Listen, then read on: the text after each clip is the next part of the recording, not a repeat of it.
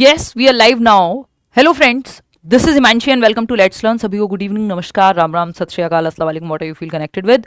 Start करेंगे आज का सेशन। ये प्रीवियस ईयर पेपर का एनालिसिस है सीटेट के एग्जाम का। अभी जो फरवरी में 7 फरवरी यानी 7 फेब को जो एग्जाम हुआ आपका पहली ही शिफ्ट का पेपर 1, पेपर 2 वाले भी इसको बराबर देखेंगे क्योंकि सिलेबस एकदम सेम है। मुझे नहीं लगता कि सीबीएसई कोई डिफरेंशिएशन करता है क्वेश्चंस में। वो क्वेश्चंस का एक बैंक बनता है, हर एक पेपर में ऐसे ही होता है। लेकिन अगर मैं पेपर 1 पेपर 2 की बात करूं सेम सब्जेक्ट्स की, तो बहुत ज़्यादा अंतर देखने को नहीं मिलता क्योंकि सिलेबस एकदम सेम है। तो वो पूल ऑफ क्वेश्चंस है, मान लो 1000 क्वेश्चन है तो वो कुछ सेट 1 में जाएंगे, कुछ सेट 2 में जाएंगे, जो कि हर एक एग्जाम में होता है।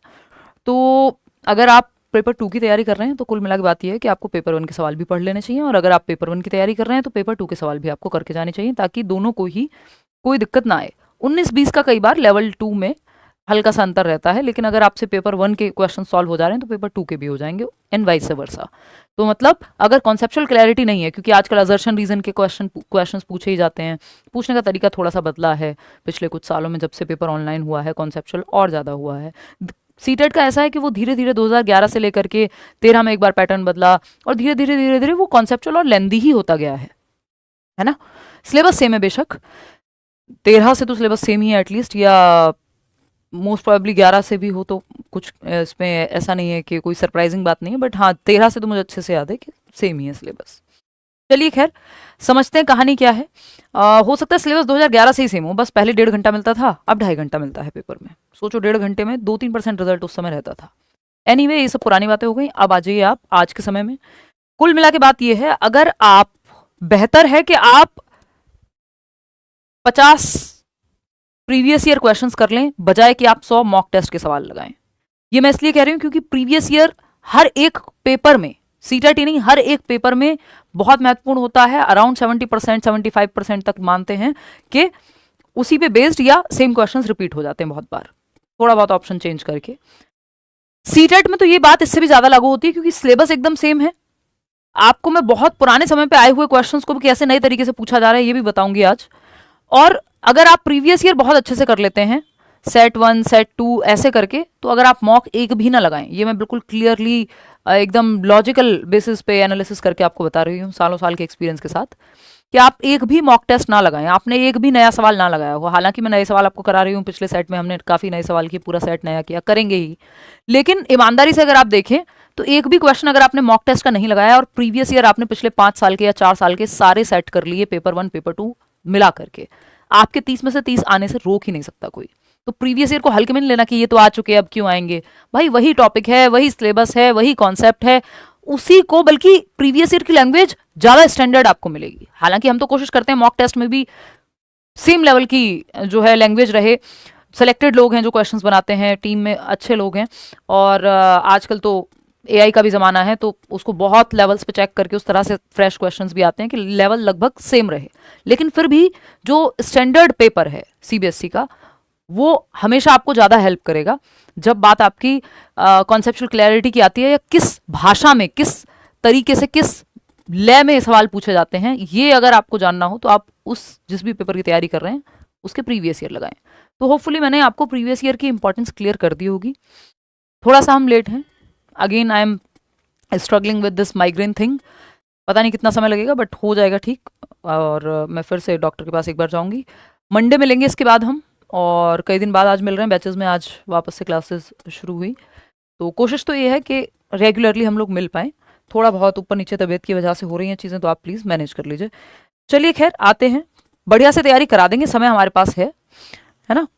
सितंबर तक आपका एग्जाम है। जिन लोगों को सब कुछ एक ही जगह पे चाहिए कि हमें एनसीईआरटी नई पुरानी सब की ई नोट्स भी मिल जाएं, या की नोट्स भी मिल जाएं, प्रॉपर फुल नोट्स भी मिल जाएं, समरी भी मिल जाए, सारे क्लासेस भी मिल जाएं, मॉक टेस्ट भी मिल जाए, एक्सपेक्टेड क्वेश्चंस भी मिल जाएं, प्रीवियस ईयर क्वेश्चंस भी मिल जाएं, एक्चुअल में जिसको बेस्ट बैच कहेंगे वो ये बैच है आपके सामने। लाखों लोगों को सीटेट पास करा चुके हैं, और मेहनत तो उनकी ही होती है, हम तो गाइडेंस देने की कोशिश करते हैं, ठीक है ना, और अपनी तरफ से मेहनत करके बेस्ट कंटेंट देने की कोशिश करते हैं।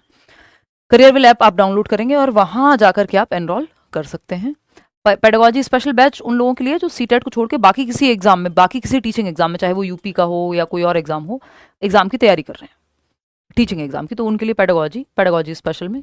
बाकी कल को केवीएस में आने लगे वापस से पेडागोजी, तो वो भी पेडागोजी स्पेशल में एनरोल कर सकते हैं। यूपी टेट के बैचेस में एडमिशन्स आपके लाइव हैं, और सी टेट के बैचेस में ये, और झारखंड टेट में भी। तो ये एक बात हुई। ये छोटी छोटी बातें हैं जो शुरुआत में हम और आप कर लेते हैं, फिर हम क्वेश्चंस पे आएंगे। और आज के क्वेश्चंस आपकी कॉन्सेप्चुअल क्लैरिटी और थोड़ा सा आपको, जैसे लास्ट सेशन में कई लोगों को दिक्कत हुई, थोड़ा सा आसान लगना चाहिए मुझे लगता है, अगर थोड़ी भी अंडरस्टैंडिंग है। लाइक शेयर सब्सक्राइब आप कर लेंगे। मैं ये नहीं कहूँगी कि पीडीएफ आपको कल मिल जाएगी, बट मैं ये ज़रूर कहूँगी कि ये लेट्स लर्न का टेलीग्राम चैनल है ऑफिशियल, 8-9 लाख के करीब लोग इस पर जुड़े हुए हैं, लेट्स लर्न स्क्वाड। इसी पे जाकर के आप जुड़ जाइए, यहीं आपको पीडीएफ मिल जाएगी, वो चाहे कल मिले या परसों मिले, बट मिल जाएगी मंडे से पहले, इतना पक्का है इस बार। ठीक है, चलिए समझते हैं कहानी क्या है। क्वेश्चन नंबर 1 है आपके सामने, और अब आप जवाब देंगे। ठीक है, फटाफट आप पोल में जवाब देते जाएंगे, इसको एक टेस्ट की तरह भी ले सकते हैं, है ना। कुछ बातें आपको जानने को मिलेंगी, कुछ आपका रिवीजन होगा, और आपको लैंग्वेज पढ़नी आएगी पेडागोजी की, पेपर पूछता कैसे है।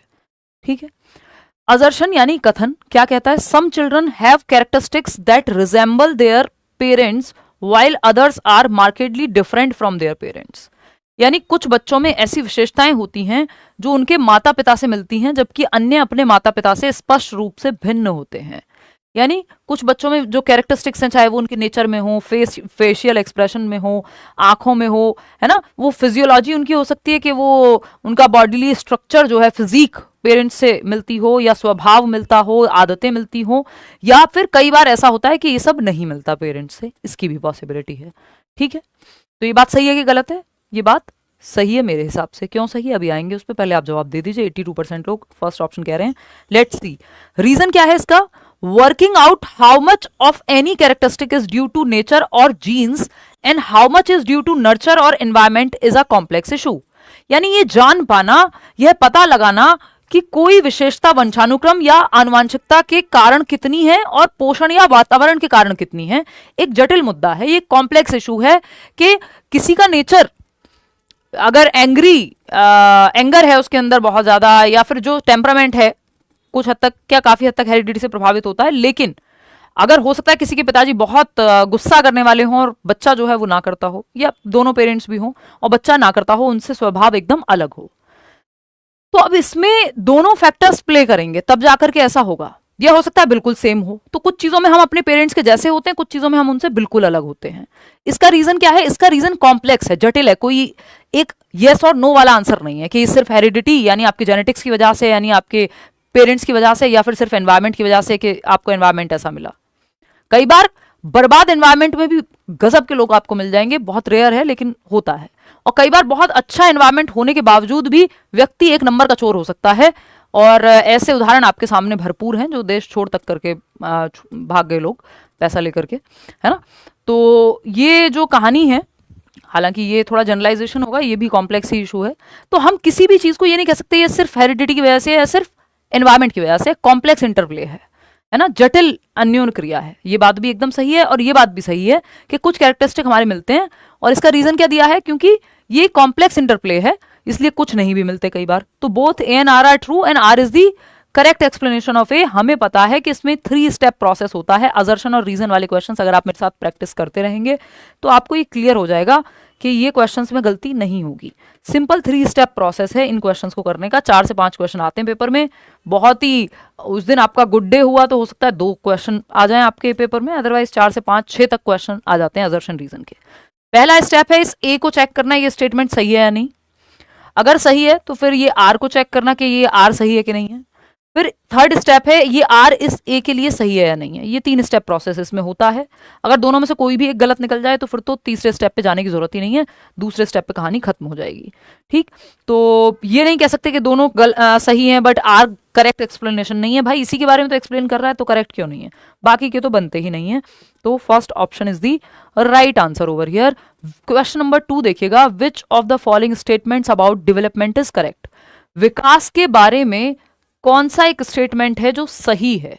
विकास के बारे में निम्नलिखित में से कौन सा कथन सही है। अच्छा सवाल है, डेवलपमेंट पे सवाल आना ही है चाहे पेपर कोई भी हो। सीटेट में तो ऐसा नहीं हो सकता ना कि डेवलपमेंट टॉपिक ही, अभी तक तो ऐसा नहीं हुआ है कि ना आए कभी। ठीक है ना, जल्दी से बताओगे आप लोग फटाफट से। या टाइम क्लास का होना चाहिए आइडियली 9 बजे, 9:15 तक कोशिश करेंगे, बट अभी आजकल जैसी स्थिति चल रही है due to this migraine thing, तो चीज़ें गड़बड़ हो जा रही हैं बहुत ज़्यादा, है ना। ऐसा हो जाता है कि लगभग हर दिन क्लास से पहले जो है एक पेन किलर लेनी पड़ती है, तो फिर वो भी एक क्लास के बाद थोड़ा असर कम हो जाता है उसका, तो थोड़ा एक ब्रेक चाहिए होता है, तो ये सब करते करते काफ़ी डिले हो ही जाता है। इसको करेक्ट कर लेंगे बट नेक्स्ट वीक में मंडे से, है ना, कि या तो छुट्टी कर देंगे या तो 9:30 से पहले पहले क्लास शुरू हो जाए। 9:15 पूरी कोशिश है। क्वेश्चन नंबर 2 देखिएगा, फोर्थ ऑप्शन कह रहे हैं 91% लोग, जो कि सही भी है, आसान सा सवाल है। Development in children can be predicted very accurately. देखो ये कहना गलत है कि वेरी एक्यूरेटली, जैसे ही ये वेरी एक्यूरेटली या एक्यूरेटली वर्ड आप यूज कर देंगे कि बच्चों में विकास का बहुत सटीक या सटीक अनुमान लगाया जा सकता है, दोनों ही बातें गलत हो जाएंगी। ये फिर मैथमेटिक्स बन जाएगा। आप पूरी तरह से अनुमान या सटीक अनुमान नहीं लगा सकते। डेवलपमेंट इज प्रिडिक्टेबल, आप अंदाजा लगा सकते हो, लेकिन आप पूरी तरह से प्रिडिक्ट नहीं कर सकते। बच्चे के 2 दांत आए हैं, आप अंदाजा लगाएंगे भाई बाकी दांत जो है आ जाएंगे, लेकिन आप पूरी तरह से प्रिडिक्ट नहीं कर सकते कि इतने बज के इतने मिनट पे आ जाएंगे। समझ रहे हो? तो प्रोडिक्शन संभव है डेवलपमेंट में। वो भारतवर्ष में कहावत है कि पूत के पांव जो है पालने में नजर आ जाते हैं, पुत्री के भी, है ना। पेट्रियार्कल समाज है तो वैसे ही लेते हैं। तो इसका मतलब क्या है कि आप हरकतों से या जिस तरफ बच्चा जा रहा है उन लक्षणों को देखते हुए अंदाजा लगा सकते हैं विकास की प्रक्रिया का, अंदाजा लगा सकते हैं।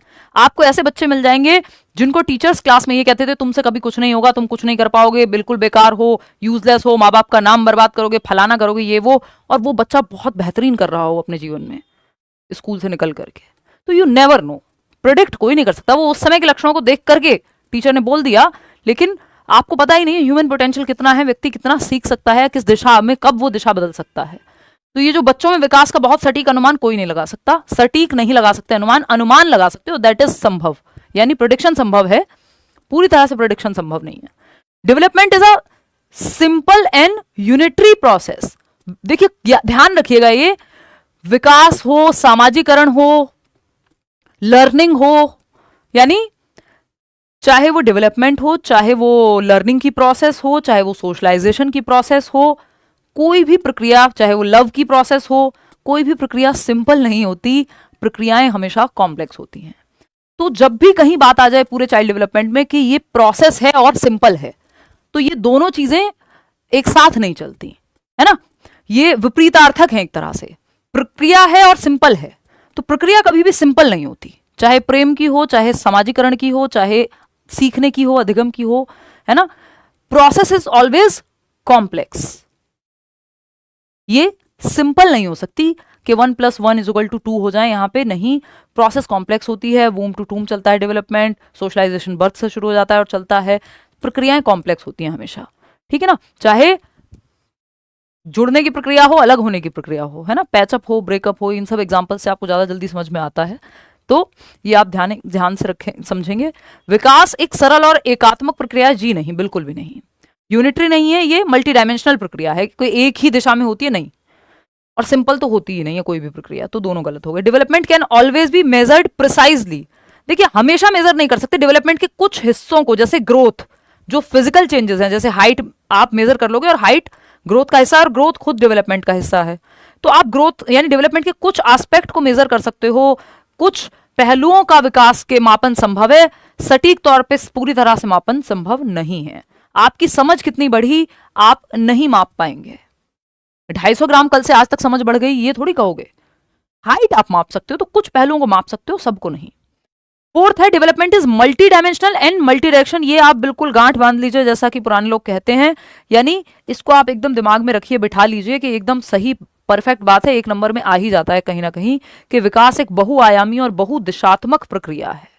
बहुआयामी और बहुदिशात्मक में क्या अंतर है? देखिए मल्टी डायमेंशन का मतलब है मल्टीपल प्रकार हैं, डायमेंशंस हैं, कि फिजिकल यानी शारीरिक रूप से होता है जिसको बायोलॉजिकल कहते हैं, कॉग्निटिव यानी दिमाग का संज्ञानात्मक विकास जिसको कहते हैं मेंटल डेवलपमेंट या इंटेलेक्चुअल डेवलपमेंट, सोशल यानी सामाजिक विकास, और इमोशनल यानी सामवेगिक या हमारे इमोशंस का विकास। बात सही है? तो मल्टी डायमेंशन का मतलब है physical, cognitive, social, emotional, PCSE। ये जो 4 मुख्य प्रकार हैं, तो 3 ही, इसको आप BCSE भी कह सकते हो, कि बायोलॉजिकल, कॉग्निटिव, सोशियो इमोशनल को एक साथ जोड़ लेते हैं, ठीक है ना। तो ये मल्टी डायमेंशनल, यानी शारीरिक रूप से भी विकास होगा, दिमाग का भी, शरीर का भी, इमोशंस का भी। तो ये कई डायमेंशंस में, कई दिशा, जिसको हम कहते हैं कई आयामों में होता है, यानी विकास के कई प्रकार हैं, इंटरवोवन है, इंटर रिलेटेड है। अगर दिल बीमार है, यानी इमोशंस ठीक से काम नहीं कर रहे, तो शरीर भी बीमार हो सकता है ना। अभी एक राइटर हैं जिनका निधन हुआ है, उनके पति की मृत्यु के कुछ महीनों बाद, because of this emotional grief and pain. तो इसका क्या मतलब है, विकास के सभी पहलू एक दूसरे को प्रभावित करते हैं, कि इमोशनली अगर उतने ज्यादा आप अफेक्टेड हैं कि आपका शारीरिक जो पहलू है वो भी, आप अगर मन से बीमार हैं, शरीर भी आपका बीमार हो सकता है ना। कहा जाता है स्वस्थ शरीर में ही स्वस्थ मन का निवास होता है। तो इसका मतलब सारे जो विकास के प्रकार हैं सब इंटर रिलेटेड हैं। इसको मल्टी डायमेंशनल कहते हैं, कि बहुआयामी है, कई आयाम है, विकास के कई प्रकार हैं। बहुदिशात्मक या मल्टी डायरेक्शनल जो है वो है कि विकास कई दिशाओं में हो सकता है। जैसे कुछ चीजों में आप आगे की ओर बढ़ रहे होंगे, इंक्लाइन होगा, कुछ में विकास के कुछ पहलुओं में डिक्लाइन होगा। जैसे ही आपकी एज बढ़ती है तो एक तरफ तो इंक्लाइन है, बढ़ोतरी हो रही है, दूसरी तरफ, और बढ़ोतरी किसमें हो रही है, एज बढ़ रही है तो विजडम में, कि आप समझदार बन रहे हैं, आपको लाइफ का एक्सपीरियंस है, अब आप चीजें पहले से बेहतर, जल्दी डिसीजन ले लेते हैं, बेहतर डिसीजन ले लेते हैं, उलझते नहीं है चीजों में, इमोशनली आप बेहतर मेच्योर बने हैं, है ना। तो ये सब विजडम आ रही है एज के साथ। ओल्ड एज में आप देखेंगे तो विजडम है, आप कोई सलाह लेना चाहते हैं किसी ओल्ड व्यक्ति से, या जो थोड़ा जी चुका है, तो ओल्ड एज के साथ विजडम आ रही है। जा क्या रहा है, आपकी दौड़ने की क्षमता, भागने की क्षमता, याद रखने की क्षमता, है ना। तो कुछ चीजें बढ़ती हैं, कुछ घटती भी हैं, कई डायरेक्शंस में विकास होता है, ये मल्टी डायरेक्शनल है। तो ये दो चीजें जिनको आपको ध्यान रखना है, डायमेंशनल भी है और डायरेक्शनल भी है। ये बात एकदम परफेक्ट है, ये हमने पहले दिन में डिस्कस की थी। और ये किसके अंदर आता है कि डेवलपमेंट कॉन्टिन्यूअस है, डायरेक्शनल है, प्लास्टिक है, मॉडिफिएबल है। इसको कहते हैं लाइफ स्पैन पर्सपेक्टिव, LSP, है ना। इसके अंदर आता है आपका कि कॉन्टिन्यूअस चलता है, लाइफ स्पैन पर्सपेक्टिव है विकास। दूसरा प्लास्टिक है, सामाजिक सांस्कृतिक परिवेश का, हिस्टोरिकल कंडीशंस का, कि आप स्वतंत्रता के समय पे जिन लोगों का जन्म हुआ था या जो लोग उस समय जी रहे थे, जैसे हमारी वाली जनरेशन को कहा जाएगा कि हम कोरोना में जी रहे थे, तो उसका प्रभाव, उन घटनाओं का प्रभाव आप पे पड़ता है। मतलब सोसाइटी, जिस सोसाइटी में आप रह रहे हैं, जिन हिस्टोरिकल कंडीशंस में आप रहे हैं, इस पे, आपके विकास पे इसका प्रभाव पड़ेगा। जिस संदर्भ में आप हैं, कॉन्टेक्स्ट में, कि एक बच्चा जिसके एक पेरेंट की डेथ हो गई, या पिताजी की या माताजी की डेथ हो गई थी 5 वर्ष की उम्र में, तो ये जो कॉन्टेक्स्ट है, ये संदर्भ उसके जीवन का उसको प्रभावित करेगा। सिंगल पेरेंट जो बच्चे होते हैं स्कूल में, आपको एज अ टीचर उनके प्रति थोड़ा सेंसिटिव रहना होता है। क्यों? क्योंकि एक एस्पेक्ट है, एक पहलू है जो मिसिंग है, या स्ट्रगल कर रहा है बच्चा वहां इमोशनली। तो ये एक बात है। फर्स्ट जनरेशन लर्नर है अगर कोई, पहला अधिगम करता है, अपनी सारी पीढ़ियों में पहला व्यक्ति है जो सीख रहा है ना। मुझे बड़ा मजा आता है इस तरह के लोगों से मिलने में, और कई बार बहुत ही अमेजिंग जगहों पे पहुंचता है क्योंकि हर बच्चा सीख सकता है अगर सही अपॉर्चुनिटी थोड़ी भी मिल जाए, एक क्यूरियोसिटी होती है बच्चे में, वो बनी रहने दी जाए अगर। तो लाइफ स्पैन पर्सपेक्टिव में क्या है कि डेवलपमेंट लाइफ लॉन्ग है, एक तो ये, दूसरा ये मल्टी डायमेंशनल है, मल्टी डायरेक्शनल, वो सब तो है ही, और आपका ये इंक्लाइन डिक्लाइन दोनों शामिल है, कॉन्टेक्स्ट आधारित है, संदर्भ आधारित है, और क्या होता है आपका कि ये हिस्टोरिकल कंडीशन से प्रभावित होता है विकास। तो ये सब विकास की विशेषताएं हैं। मल्टी डायमेंशनल यानी मल्टीपल टाइप्स हैं डेवलपमेंट के, डायमेंशंस हैं, फिजिकल, कॉग्निटिव, सोशल, इमोशनल, ये 4 मुख्य प्रकार हैं। इनको अगर सिर्फ नंबर देना हो तो 3 में बांट देंगे आप एनसीईआरटी के अकॉर्डिंग। फिजिकल को उन्होंने कहा है बायोलॉजिकल, है ना, यानी आपका शरीर का परिवर्तन, height, weight, shape, size. Cognitive यानी मेंटल डेवलपमेंट या इंटेलेक्चुअल डेवलपमेंट, मानसिक क्षमताओं का विकास, सोचना, समझना, तर्क करना, यानी आपका thinking, reasoning, memory, problem solving, understanding, decision making, imagination, attention, perception, जो भी काम दिमाग से होते हैं, लैंग्वेज, ये सब कॉग्निटिव में आते हैं। सोसाइटी में हम रहने वाले लोग हैं तो समाज में कैसे रहते हैं, वो सब सोशल डेवलपमेंट में आता है, और इसी से जुड़ा हुआ है इमोशनल। तो सोशियो इमोशनल को एक साथ लिख दिया जाता है। तो टोटल 3 प्रकार हुए, बायोलॉजिकल या फिजिकल, कॉग्निटिव, सोशियो इमोशनल एक में आ जाएगा। तो मुख्य जो प्रकार हैं यही 3 हैं। तो ये हुआ मल्टी डायमेंशनल। जो हमने पहली क्लास ली थी सीडीपी की, उसमें बाय मिस्टेक ये स्लाइड बनाने में कुछ मिस्टेक हुई कि मल्टी डायरेक्शनल लिखा हुआ है मल्टी डायमेंशनल की जगह। तो मल्टी डायरेक्शनल डिफरेंट है। मल्टी डायरेक्शन का मतलब है विकास कई डायरेक्शंस में हो रहा है। या तो उस दिन जो है मल्टी डायरेक्शनल मतलब कई दिशाओं में होता है, यानी बढ़ोतरी इंक्लाइन भी इसमें है कि जैसे आप देख रहे हैं एज बढ़ने के साथ समझदारी बढ़ रही है, बट डिक्लाइन है किसमें, मेमोरी यानी याद रखने की क्षमता में, दौड़ने भागने की क्षमता में, शारीरिक क्षमताओं में डिक्लाइन भी है। तो ये मल्टीपल डायरेक्शंस में होता है, कुछ चीजें बढ़ रही होती हैं, कुछ चीजें घट रही होती हैं, कि एक स्टेज में दूध के दांत जा रहे होते हैं, दूसरी स्टेज में पक्के दांत आ रहे होते हैं। तो ये मल्टी डायरेक्शनल है कि कई दिशाओं में जो है विकास हो रहा है, बढ़ भी रहा है, घट भी रहा है। मल्टी डायमेंशन क्या है, बहुआयाम, यह है बहुदिशीय, तो दिशा ऊपर भी जा रही है, नीचे भी जा रही है, ठीक। बहुआयाम क्या है, जहां कई प्रकार हैं विकास के। इतनी बात क्लियर है इन दोनों चीजों की। ये छोटी छोटी माइन्यूट चीजें हैं जो एक अमेजिंग टीचर जो है आपको समझा सकता है। थैंक यू मेरी तारीफ के लिए, मैं खुद को ही बोल देती हूँ, आप लोग तो बोलते ही रहते हैं, इतना प्रेम बरसाते हैं आप लोग कमेंट्स में। क्वेश्चन नंबर 3 देखिएगा, असर्शन क्या है, the ability to comprehend and speak depends on the physical development of the mouth and brain. समझने व बोलने की क्षमता मुंह और मस्तिष्क के शारीरिक विकास पर निर्भर करती है।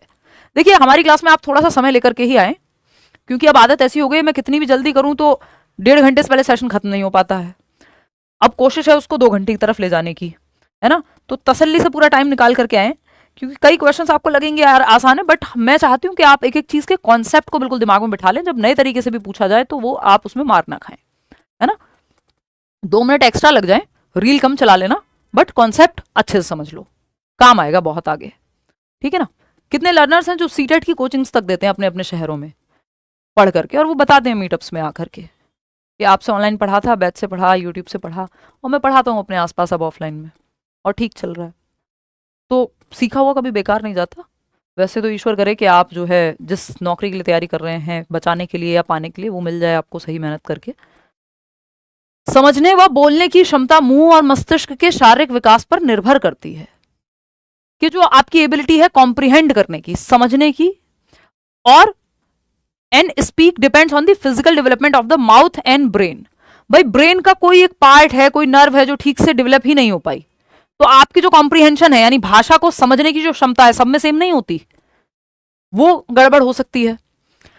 और अगर आपका physical development of the mouth, even आपके माउथ ऑर्गन्स जो है वो ठीक से अगर डेवलप नहीं हुए, तो हो सकता है कि आप स्टैटरिंग, स्टैमरिंग और भी कई चीजें हो सकती हैं कि जो आपको भाषा के प्रयोग में प्रॉब्लम क्रिएट करें। ये एकदम सही बात है कि फिजिकल और कॉग्निटिव डेवलपमेंट जुड़े हुए हैं। Emotional development is related to physical growth, यानी इमोशनल डेवलपमेंट क्या है, रिलेटेड है फिजिकल ग्रोथ से। संवेगात्मक विकास शारीरिक विकास से जुड़ा हुआ है। हाँ, इसको मना तो नहीं कर सकते हम, है ना, कह तो नहीं सकते ऐसा। अगर आप बहुत ही ट्रॉमेटाइज्ड हैं, हो सकता है कि आपकी शारीरिक ग्रोथ भी विकसित ना हो पाए, मतलब शारीरिक ग्रोथ भी ठीक से ना हो पाए।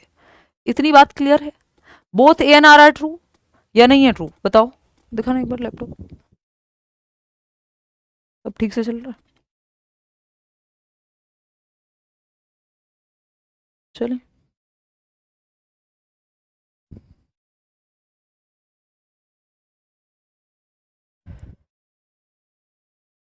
सेशन के बाद तुरंत सोऊंगी मैं। 68% लोग कह रहे हैं ए फॉर अप्रूवल। ठीक है विकास, देख लेते हैं यार, एक तो माइक ही बजता रहता है पूरे टाइम। देखिएगा, तो the ability to comprehend and speak depends on the physical development of the mouth and brain, बिल्कुल सही बात है। रीजन क्या दिया इसका, कि emotional development is related to physical growth. संवेगात्मक विकास जो है वो शारीरिक विकास से संबंधित है, यानी इमोशंस का जो डेवलपमेंट है वो आपके फिजिकल ग्रोथ से संबंधित है। बात ठीक है, गलत तो नहीं कह सकते इसको। Both A and R are true and R is the correct explanation of A. अच्छा, ये पेपर शायद मैंने आपको बता दिया ना, 7 फरवरी यानी 7 फरवरी को जो अभी पेपर हुआ है 2026 में, पहली शिफ्ट का, ये मॉर्निंग शिफ्ट का पेपर है। और एज पर द आंसर की उन्होंने ये कहा है इसमें कि ये फर्स्ट आंसर होना चाहिए। मेरे अनुसार जो है ये इसको इन्होंने जोड़ दिया है, पूरी तरह से डिस्कनेक्टेड नहीं है, तो ए को हम मना नहीं कर पाएंगे, अदरवाइज ये होना चाहिए था बी। आप लोग मेजॉरिटी लोग दे रहे हैं ए ही, क्योंकि आप में से बहुत सारे लोगों ने तो ये सोचा हुआ है कि जब भी ये वाला सवाल आना है तो मुझे लगाना ही है both A and R are true, जो बहुत केसेस में हो भी जाता है, बट तुक्का मत लगाओ प्लीज, है ना। तो both A and R are true and R is the correct explanation कि emotional development is related to physical development. ये बात एकदम सही है, और फिजिकल डेवलपमेंट अगर ठीक से नहीं हुआ होगा तो ये इमोशंस को भी प्रभावित करेगा, तो आप जोड़ सकते हो उसको, बट बेटर आंसर होता बी। बट हम ए के साथ ही जाएंगे क्योंकि ये सब कुछ है इंटर रिलेटेड ही, तो हम नकार नहीं सकते, और ऑफिशियली भी वो यही कह रहे हैं, ठीक है ना। मेरी नजर में इसका आंसर बी होना चाहिए था, बट क्योंकि पूरी तरह से नकारा नहीं जा सकता ऑफिशियल आंसर की को, और कनेक्शन है, ऐसा नहीं कि इसको डिफेंड नहीं कर सकते, डिफेंड तो कर ही सकते हैं, पेडागोजी में बहुत सारी चीजें डिफेंड हो ही जाती हैं। क्वेश्चन नंबर 4 देखिएगा, ये क्या कहता है, most children can speak 5-6 coherent sentences. 5 से 6 कोहेरेंट सेंटेंसेस बोल सकते हैं बच्चे, अधिकांश बच्चे 5-6 सुसंगत वाक्य बोल सकते हैं। कब? तो 5 से 6 सेंटेंसेस का प्रयोग बच्चे कर सकते हैं, एक बार में नहीं, इन जनरल। तो इसमें सबका जवाब अलग अलग आ रहा है, लेकिन 48% लोग सही जवाब दे रहे हैं। देखिए इन्होंने ना सवाल घुमा दिया थोड़ा सा, एक साल में नहीं कर सकते 5 से 6 सेंटेंसेस, क्योंकि एक साल में तो शब्द संपदा जो है, जो मैं आपके साथ बहुत बार डिस्कस करती हूँ, 3 शब्दों की होती है, जस्ट 3 वर्ड्स। एक साल के बच्चे के पास जो वोकेबलरी है, उसका जो शब्द भंडार है, दैट इज 3 वर्ड्स ओनली। तो जब 3 ही शब्द हैं, 3 शब्द में 5 से 6 सेंटेंस कैसे बनाओगे भाई? जिस व्यक्ति को 3 शब्द आते हैं वो 5 से 6 सेंटेंस कैसे क्रिएट करेगा? सेंटेंस तो तब क्रिएट होगा ना जब वोकेबलरी हो, शब्द भंडार हो आपके पास, तो ये तो पॉसिबल नहीं है, हट गया है ये।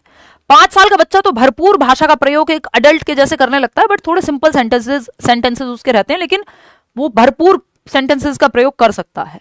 7 साल में तो वो अच्छी खासी भाषा बोलता ही है। तो ऑप्शन फिर यहाँ 3 इयर्स ही बचता है। जब बच्चे के पास कितनी है, 900 प्लस की वोकेबलरी है, यानी 900 प्लस शब्द हैं, तो जिसके पास 900 प्लस शब्द हैं वो 5-6 सेंटेंसेस तो बना सकता है। ओवरऑल जो उसकी भाषा की क्षमता है 5-6 सेंटेंसेस की है। तो एक तो आप इस तरह इस जवाब तक पहुंच सकते थे, है ना, कि 3 साल में अधिकांश बच्चे 5-6 सुसंगत वाक्य बोल लेते हैं, 5-6 सेंटेंसेस उनको बोलने आ जाते हैं, है ना, कि मम्मा खाना ला दो, देर हो गई, या वो बातें कर लेंगे, और वो 5-6 सेंटेंसेस जानते हैं बोलना, है ना, उनकी लिमिटेड सेंटेंसेस हैं बट हैं, ठीक। अगर आप इसको ऐसे देखेंगे और एक प्रॉपर कोहेरेंट सेंटेंसेस, बातें प्रॉपर अडल्ट के जैसे करने लगते हैं, लेकिन थोड़े सिंपल सेंटेंसेस होते हैं 5 साल में, ये और कॉम्प्लेक्स हो जाएंगे 7 साल में, लेकिन प्रॉपर बातचीत करने लगते हैं जो आपके 5 साल के बच्चे हैं। तो ऐसा नहीं कि वो 5-6 सेंटेंसेस पे लिमिटेड हैं, उनका शब्द भंडार और भाषा का इस्तेमाल बहुत बेहतरीन हो जाता है, पूरी कॉन्वर्सेशंस करने लगते हैं 5 साल के बच्चे। तो 3 साल जो है यहाँ पे सही जवाब होगा, क्योंकि 5-6 कोहेरेंट यानी जुड़े हुए सेंटेंस बोलने की बात हुई है। अब इसमें प्रोफेसर स्मिथ के अकॉर्डिंग अगर आप माने, ये आपको पता ही होना चाहिए, इससे आपका अगर आप थोड़ा भी कॉमन सेंस लगा करके सॉल्व कर देंगे तो क्वेश्चन गलत नहीं होगा। जैसे 1 साल का बच्चा जो है उसके पास 3 वर्ड्स की वोकेबलरी होती है, तो ये आपको पता है कि 3 शब्द जिसके पास है वो 5-6 सेंटेंस तो नहीं जान पाएगा। जिसके पास 3 ही शब्द है, 3 शब्द से कितने सेंटेंस बनाएगा बच्चा? 2 साल के बच्चे के पास 272 शब्द की वोकेबलरी यानी शब्द संपदा होती है, तो टोटल शब्द कितने जानता है वो? लगभग 272 एज पर प्रोफेसर स्मिथ, इसी के आसपास रहेगा, है ना। 5 साल का बच्चा जो है उसके पास होंगे 2072 शब्द। तो आप देख रहे हो ये जो अर्ली चाइल्डहुड है, वैसे भी बहुत फास्टेस्ट लैंग्वेज डेवलपमेंट का पीरियड कहा जाता है, कि भाषा विकास सबसे तेजी से होता है 2 से 6 वर्ष के बीच में। Sensitive critical period for language development, भाषा विकास के लिए क्रिटिकल और सेंसिटिव संवेदनशील काल है, ठीक है। तो 2072 शब्दों में वो बिल्कुल 5 से 6 सेंटेंसेस जान पाएगा। इसके बीच में अगर आप अंदाजे के लिए चाहें, क्योंकि प्रोफेसर स्मिथ ने तो ये 3 ही स्टेजेस में खत्म कर दी कहानी, तो 3 साल का जो बच्चा है उसके 900 प्लस वोकेबलरी, और जो 4 साल का बच्चा है, 4 इयर्स का बच्चा है, उसकी लगभग 1500-1600 शब्द की वोकेबलरी होती है, ठीक है। तो इतनी बात क्लियर, जिसके पास 900 शब्द है 5-6 सेंटेंसेस वो भी बना पाएगा, ठीक है। 2072 में तो वो बातचीत करेगा प्रॉपर। तो एक बेसिक आइडिया है जो आपको हेल्प करता है वोकेबलरी में। आगे बढ़ेंगे, और 2 इयर्स वो एज है जो यहाँ पे लिखी नहीं है, मैं बता दूं आपको। जैसे 1 ईयर में तो वो 1 वर्ड्स बोल पाएगा सिंगल, और टोटल वर्ड्स भी कितने हैं उसके पास? 3 की वोकेबलरी है जनरली। जो 2 साल की उम्र है, 2 इयर्स की एज, यहां पे वो पहली बार 2 वर्ड्स को जोड़ करके, वर्ड प्लस वर्ड, एक सेंटेंस बना पाएगा। टेलीग्राफिक स्पीच बोलते हैं इसको, ठीक है ना। तो एक सेंटेंस तो वो बना पा रहा है 2 साल में, है ना। तो ऐसा तो नहीं हो सकता कि यहां पे आंसर 1 हो जाए किसी भी हालत में। इसको टेलीग्राफिक स्पीच बोलते हैं, कि वो 2 शब्दों को जोड़ के एक सेंटेंस बना पाता है 2 साल की उम्र में। 5-6 सेंटेंसेस पे वो जाएगा 3 साल में, क्योंकि बहुत तेजी से इस दौरान आपका जो है भाषा का विकास हो रहा है तो वो पहुंच जाता है। और वोकेबलरी उसकी देख लो ना, दो साल में 272 थी और 3 साल में एकदम से 3 गुना से भी ज्यादा है, 900 प्लस वोकेबलरी है। तो इस तरह से भी आप इसको समझ सकते हो। आगे बढ़ेंगे। नेक्स्ट क्वेश्चन आपके लिए एक होमवर्क का सवाल है कि वो कौन सी उम्र है जब बच्चा जो है पास्ट प्रेजेंट और फ्यूचर का कॉन्सेप्ट जानने लगता है। प्याजे का सवाल है। ऐसे मेरा मन कर गया बस ये एज के का क्वेश्चन देख के, मेरा मन किया आपसे सवाल पूछ लूं, क्योंकि मुझे रटवाना नहीं है, आपके दिमाग में चीजें कॉन्सेप्ट्स बिठाने हैं। तो आप ये होमवर्क में कमेंट करके बताएंगे कि किस उम्र में बच्चा जो है पास्ट प्रेजेंट यानी बीता हुआ कल, आज, वर्तमान और फ्यूचर, इन तीनों की समझ उसकी बन जाती है। ठीक है ना? क्लियर है? क्लियर है या नहीं है ये बताओ। अब इसका जवाब दोगे आप फटाफट से, इतने में एक आध कमेंट देखूंगी। 68% लोग सेकंड ऑप्शन दे रहे हैं। अब हम कोई जल्दीबाजी में चलेंगे ही नहीं, क्लास आराम से चलेगी। ठीक है, देर आएंगे दुरुस्त आएंगे, कोई बात नहीं। हाँ, यूपीटेट की क्लासेस आज से हो गई हैं भाई कंटिन्यू। थोड़ा सा सिलेबस बचा हुआ है, टेंशन मत लो, वो भी हो जाएगा। तो यार बहुत तेजी से कमेंट्स निकल रहे हैं, देख नहीं पा रही। हाँ, 63% लोग कह रहे हैं कि आपका जो जवाब है वो सेकंड ऑप्शन रहेगा। देख लेते हैं। बहुत ही खराब जवाब आप लोग दे रहे हैं, बहुत ही शर्मनाक जवाब, बट कोई बात नहीं, अभी आपने तैयारी शुरू की है। अगर आपने एक भी प्याजे वाइगॉत्स्की की वीडियो देखी होगी तो आप ये जवाब कभी नहीं देंगे जो आपने दिया है। कोई बात नहीं, एज पर ऐसे ही सीखोगे, गलतियां होंगी तभी तो सीखोगे। एज पर यहाँ गलतियां हो जाए अच्छा है पेपर में गलती होने से। एज पर लेव वाइगॉत्स्की, एज चिल्ड्रन ग्रो, जैसे जैसे बच्चे बड़े होते हैं देयर लैंग्वेज डेवलप्स फ्रॉम। भाई वाइगॉत्स्की के अकॉर्डिंग पूछ रहा है, आप जवाब देने में लगे पड़े हो कि प्राइवेट स्पीच से ईगोसेंट्रिक बन जाती है। ईगोसेंट्रिक की बात ही प्याजे कर रहे हैं, वाइगॉत्स्की कर ही नहीं रहे हैं। फिर ये आंसर में कैसे आ जाएगा? वाइगॉत्स्की के अकॉर्डिंग कैसे हो जाएगा आत्म केंद्रित वाक? ये दोनों सेम ही बात है। अगर आप प्याजे और वाइगॉत्स्की, बस दो लोग अलग अलग बात कर रहे हैं। इसी ईगोसेंट्रिक को प्राइवेट कह देते हैं जो आपके वाइगॉत्स्की हैं। तो ऐसा थोड़ी कि ये बदल गई है, स्पीच तो सेम ही है, वाइगॉत्स्की के अकॉर्डिंग पूछा है। आप पता नहीं क्या क्या खा लिया आपने आज। एनीवे कोई बात नहीं। तो develops from inner speech to external, उल्टा होता है, एक्सटर्नल से इनर जाता है। पहले तो बच्चा बाहर बोलना शुरू करता है ना, सोशल स्पीच कहते हैं जिसको, तो ये नहीं हो सकता। Silent speech to thinking loud, silent speech से थिंकिंग लाउड नहीं होता। पहले बच्चा बोल बोल के ही बात करता है। आप बचपन में याद कीजिए, आप पढ़ नहीं पाते थे बिना बोले, तो वो थिंकिंग लाउड था। या आप कोई सवाल सॉल्व कर रहे हैं, खुद से ही बातें कर रहे हैं, जिसको प्राइवेट स्पीच या ईगोसेंट्रिक स्पीच कहते हैं, खुद से बोल बोल के बातें करना। ये थिंकिंग लाउड बनता है साइलेंट स्पीच में, कि अब आप मन मन में कैलकुलेट कर लेते हैं, आपको पूरा गाना गाने की जरूरत नहीं है। तो ये उल्टा होता है, मौखिकीकरण से मूक वाक की तरफ आप जाते हैं, ना कि मूक वाक से मौखिकीकरण की तरफ। जब आप बड़े होते हैं तब आप मन मन में पढ़ना सीखते हैं। याद कीजिए अपना बचपन। Think out loud to inner speech, बिल्कुल सही बात है कि जब आप प्राइवेट स्पीच कर रहे होते हैं, या फिर मैं कहूं कि आप सोशल स्पीच लोगों से बातें कर रहे होते हैं, ये प्राइवेट स्पीच का उदाहरण है वैसे मौखिकीकरण। बाद में आप मन में बातें कर लेते हैं, यानी प्राइवेट स्पीच में आपको हर चीज बोल बोल करके ही बच्चा खुद से बातें कर रहा है। अच्छा यार ये वाला सवाल कैसे सॉल्व होगा, वो वाली पजल कैसे सॉल्व होगी, मेरी ये वाली गुड़िया खो गई, ये मेरा गुड्डा खो गया, वॉटेवर, अपने खिलौनों से बात करता हुआ मिल जाएगा आपको। बाद में ये स्पीच इनर स्पीच चली जाती है, यानी अब वो मन में भी बात कर सकता है। अब गाली जो है बाहर देने की जरूरत नहीं है, किसी को खराब बोलना है तो मन में भी बोल सकते हो। तो इनर स्पीच 7 साल के आसपास आ जाती है, 6+ ईयर्स में ये आ जाती है। साइलेंट इनर स्पीच कहते हैं इसको। वाइगॉत्स्की ने 3 प्रकार दिए हैं स्पीच के, तो ये इनर और एक्सटर्नल की बात नहीं, एक्सटर्नल टू इनर जाती है। प्राइवेट स्पीच टू ईगोसेंट्रिक, ये सेम ही बात है। वाइगॉत्स्की के अकॉर्डिंग ईगोसेंट्रिक स्पीच की कोई जगह नहीं है वाइगॉत्स्की की थियरी में। इसकी बात प्याजे करते हैं। बात दोनों ही सेम है, बट प्राइवेट स्पीच को वाइगॉत्स्की महत्वपूर्ण मानते हैं, प्याजे ईगोसेंट्रिक को उतना महत्व नहीं दे पाए जितना वाइगॉत्स्की देते हैं। तो सोशल स्पीच होती है सामाजिक वाक बोलते हैं इसको, कि बच्चा समाज में आसपास के लोगों में बात करना शुरू कर देता है। मम्मा खाना दे दो, पानी दे दो, पापा फलाना घुमा दो, ये कर दो। सामाजिक वाक 2 से 3 साल, या इसका उल्टा भी बोल सकता है ना, कि पापा खाना दे दो, मम्मा बाहर घुमा दो। जेंडर स्टीरियोटाइपिंग नहीं करनी है, ठीक। 2 से 3 वर्ष के बीच में या 2+ ईयर्स में आपकी सोशल स्पीच आ जाती है, सामाजिक वाक। आप आसपास बोलना शुरू कर देते हो। प्राइवेट स्पीच है निज वाक या निजी वाक, जब आप बोल बोल के बच्चा खुद से बातें करना शुरू कर दे, है ना। इसको 3 से 6 वर्ष के बीच में होता है, ये 3 से 4 में आ जाएगा, बट 3 से 6 के बीच में ही रहता है, कि एक बच्चा है जो खुद के ही खिलौनों से बात कर रहा है, डायरेक्शन दे रहा है, तो वो प्राइवेट स्पीच निज वाक, इसी को ईगोसेंट्रिक कहा है प्याजे ने। वाइगॉत्स्की के अकॉर्डिंग तो तीसरा टाइप है स्पीच का, वाक का, भाषा का, वो है 6+ ईयर्स में, 6 से 7 वर्ष के आसपास साइलेंट इनर स्पीच, जिसको निज मौन वाक कहते हैं। यानी बच्चा मन में, अब ये जो प्राइवेट स्पीच थी ये इनर स्पीच बन गई जो सवाल में कहा गया था। मौन निज वाक यानी मन में ही अब आप बातें कर ले रहे हो, खुद से कुछ सोच ले रहे हो भाषा का इस्तेमाल करते हुए। जरूरी नहीं है कि आपको वो बाहर बोलना पड़े, बाहर पता भी नहीं होगा किसी को कि आप क्या सोच रहे हैं। ठीक है, तो ये 3 प्रकार हैं वाइगॉत्स्की के अकॉर्डिंग। ठीक, कि सोशल स्पीच बच्चे आपस में खेल रहे हैं, प्राइवेट स्पीच बच्चा खुद से बोल बोल के पजल का कौन सा पीस कहाँ लगेगा, साइलेंट इनर स्पीच मन में ही आप कैलकुलेशन कर ले रहे हैं, मन में ही बातें कर ले रहे हैं। ठीक है, ये जो सोशल स्पीच थी वो साइलेंट चली गई है अंदर। क्वेश्चन नंबर 6 देखिएगा। क्वेश्चन नंबर 6 क्या कहता है, फटाफट से आप जवाब देंगे। क्वेश्चन नंबर 6 क्या कहता है, इसको हम समझेंगे। देखिएगा,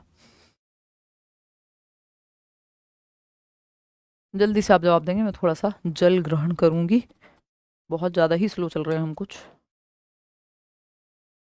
बट ठीक है, अब स्पीड बढ़ा देंगे। शुरू के 10-15 क्वेश्चन तो हम तसल्ली से ही चलेंगे, और इसके बाद वैसे भी तसल्ली से चलेंगे 30 के 30 सवाल में। आज थोड़ी नींद भी आ रही है। हाँ, 2 से 7 वर्ष में आती है ना प्री ऑपरेशनल स्टेज में ईगो सेंट्रिक स्पीच, ऐसे ही यहाँ भी प्राइवेट स्पीच 3 से 6 वर्ष तक है, 7 साल के आसपास जो है जाकर के वो साइलेंट इनर में कन्वर्ट हो रही है। 1 आध साल का ही डिफरेंस रहता है। 78% लोग कह रहे हैं फर्स्ट ऑप्शन। देख लेते हैं। पियाजे डेस्क्राइब्ड कॉग्निटिव डेवलपमेंट एज अकरिंग। पियाजे ने संज्ञानात्मक विकास को किस तरह घटित होने वाला बताया है। इन 4 क्वालिटेटिवली डिफरेंट स्टेजेस, यानी 4 गुणात्मक रूप से भिन्न अवस्थाएं। ये बहुत महत्वपूर्ण है, अगर क्वालिटेटिव की जगह क्वांटिटेटिव लिखा होता तो गलत हो जाता। इन 4 क्वालिटेटिवली डिफरेंट, क्वालिटेटिवली मतलब गुणात्मकता में भिन्न है। अभी आएंगे एट 3 प्रोग्रेसिव लेवल्स, नहीं भाई साहब 4 प्रोग्रेसिव लेवल्स हैं, बढ़ते हुए चरण हैं, बट 4 हैं, है ना, 4 स्टेजेस हैं, 3 नहीं है। SPCF, sensory motor, pre operational, concrete operational, formal operational, ये शॉर्ट फॉर्म है SPCF। 4 स्टेजेस हैं, ठीक है। As resolution of conflict at 8 stages, नहीं भाई 8 स्टेजेस में कॉन्फ्लिक्ट रेजोल्यूशन की बात कौन करता है, एरिक्सन, लाइफ स्पैन थियरी कहते हैं इसको भी।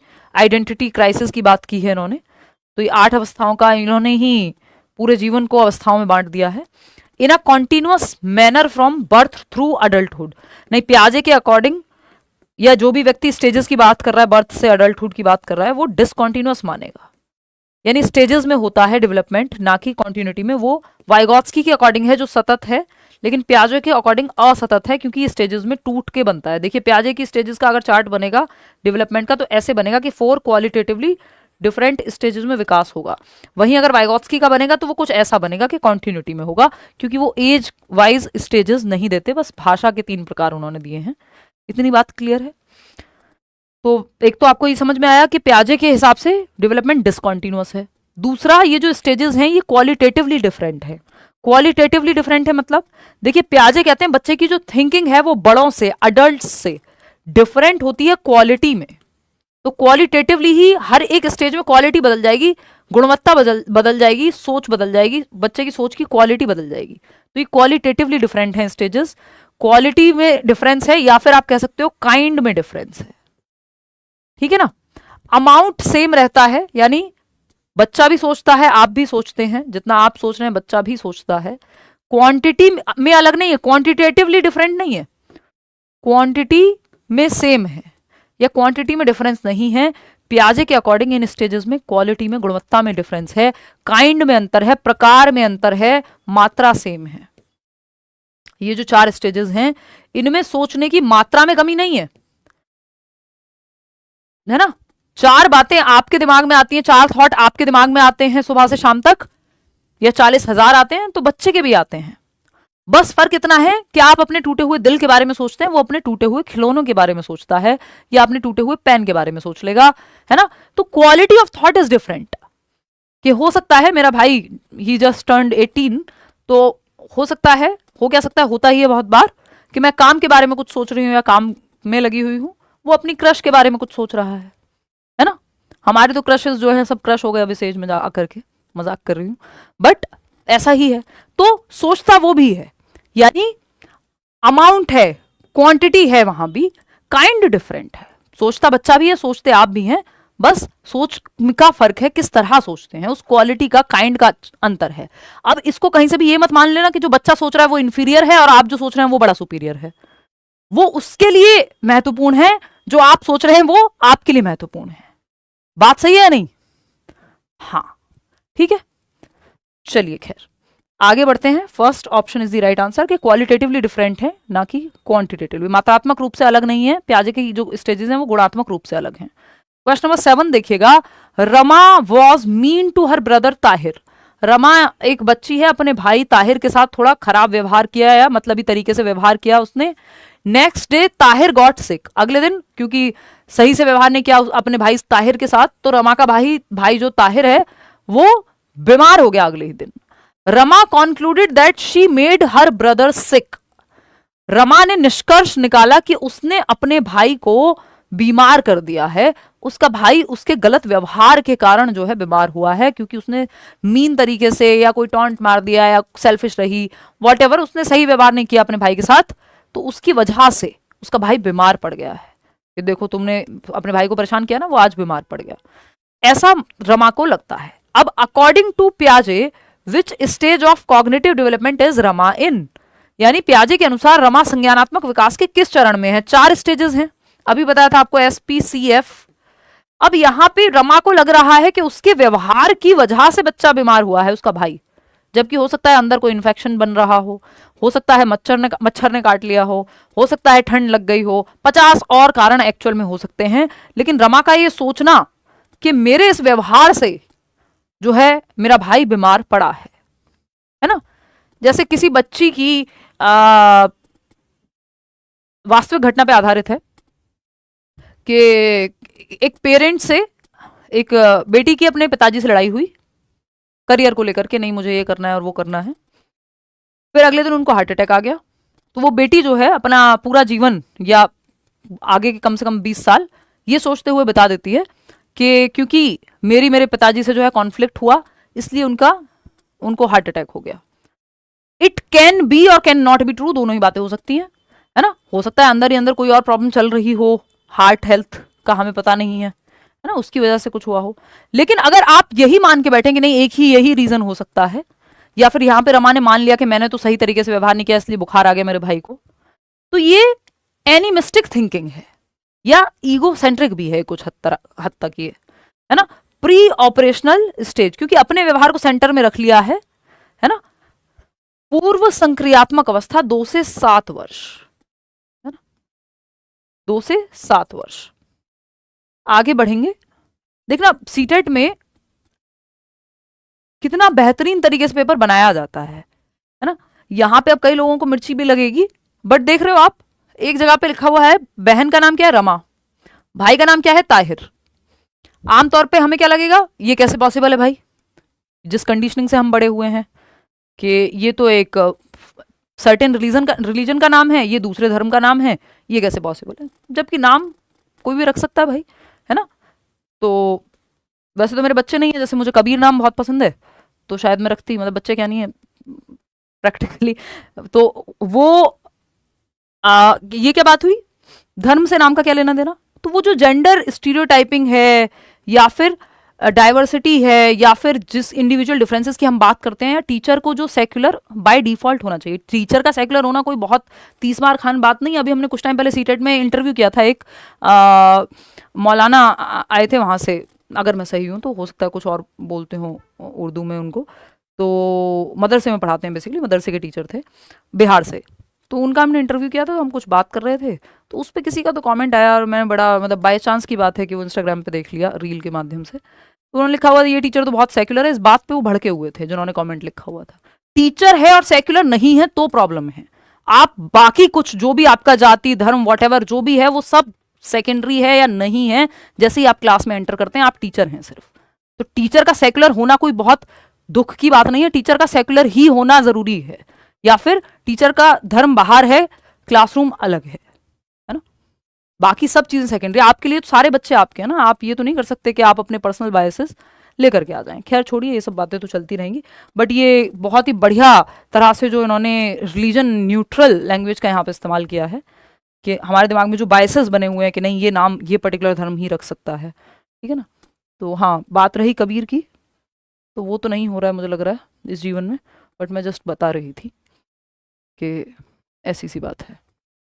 आ जाओ आगे बढ़ते हैं। Question number 8, dash is the process by which children become aware of their gender roles. Dash वह प्रक्रिया है जिसके द्वारा बच्चे अपनी जेंडर भूमिकाओं के बारे में जागरूक हो जाते हैं। कौन सी प्रक्रिया भाई? जेंडर रोल्स के बारे में अवेयर हो रहे हैं कि लड़कियों को ये करना एक्सपेक्टेड है समाज में, लड़कों से ये एक्सपेक्टेड है। सेकेंड ऑप्शन 42% लोग जवाब दे रहे हैं, जो कि गलत है। वाह, ताली बजा दीजिए अपने लिए। कोई बात नहीं, अभी सीख जाएंगे। तो जेंडर वर्गीकरण या जेंडर टाइपिंग जो है, ये जो तुक्का आपने लगाया कोई बात नहीं, इसका मतलब है अभी आपको थोड़ा पढ़ने की जरूरत है। कोर्स में एनरोल कर लो या फिर प्रॉपर देख लो, नोट्स दिए हुए हैं फ्री, वो पढ़ लो थोड़ा सा, क्योंकि बिल्कुल ही आइडिया नहीं है आपको जब भी आपने जो है जेंडर टाइपिंग। ओह, आपने गलत जवाब नहीं दिया है, सही दिया है। मुझे लगा सेकंड ऑप्शन दिया है, मैं तो चक्कर आ गए थे मुझे ये सोच के कि ये कैसे पॉसिबल है। अगर आपको थोड़ा भी आइडिया है तो मुझे कहना ही पड़ा कि नोट्स पढ़ लो, बैच में आ जाओ, कुछ तो कर लो। हाँ, जेंडर टाइपिंग ठीक है। अब 39% या तो आपने आंसर चेंज किया है, what ever it is, but अगर फर्स्ट आंसर ही दे रहे थे तब भी तो वो भी ठीक है, और अब दे रहे हो तो भी ठीक है। जेंडर वर्गीकरण यानी जेंडर टाइपिंग। जेंडर टाइपिंग वो प्रक्रिया है जिसके माध्यम से बच्चे अवेयर होते हैं, जागरूक होते हैं, या पता लगता है उन्हें अपने जेंडर रोल्स के बारे में। जेंडर रोल्स क्या हैं? जो समाज उनसे एक्सपेक्ट करता है कि महिलाओं को ऐसे रहना चाहिए, पुरुषों को ऐसे रहना चाहिए, ये एक्सपेक्टेशन है जेंडर रोल्स। टाइपिंग, इसके माध्यम से बच्चा अवेयर होता है अपने जेंडर रोल्स को लेके, है ना। कि जेंडर वर्गीकरण या टाइपिंग जो है, तो वह प्रक्रिया है जिसके द्वारा बच्चे अपनी जेंडर भूमिकाओं के बारे में जागरूक होते हैं। कि लड़कियां तो, क्योंकि आपकी मम्मी जो है हमेशा बड़े बाल रखती हैं और मेकअप करती हैं और साड़ी पहनती हैं, तो या बहुत सॉफ्टली बात करती हैं, है ना, तो ये टाइपिंग हो रही है। समाज जो आप मूवीज में भी देख रहे हैं कि लड़कियां बड़े बाल रख रही हैं, लड़के छोटे बाल रख रहे हैं, है ना, या फिर वो जो है मेकअप आप जनरली आसपास अपने नहीं देखते हैं, तो आपकी जेंडर टाइपिंग उस तरह से हुई होगी कि समाज आपसे ये एक्सपेक्ट करता है ना। तो जेंडर टाइपिंग के माध्यम से जेंडर रोल्स, महिलाएं कैसे रहें, क्या पहने, क्या काम करें, पुरुष क्या काम करें, इसकी जो एक्सपेक्टेशंस हैं ये जेंडर टाइपिंग से तय होती हैं कि किसके क्या रोल होंगे। जेंडर इक्वालिटी में तो आप जेंडर के बेसिस पे अपॉर्चुनिटीज इक्वल मिले, इस बात पे फोकस होगा। यहाँ पे टाइपिंग करने की जरूरत नहीं है, कुछ दिमाग में भरने की जरूरत नहीं है। जेंडर रिलेटेडनेस का यहाँ कोई सेंस बनता ही नहीं है, कोई संबंधता किसी भी जेंडर से रिलेटेडनेस की हो रही हो बात।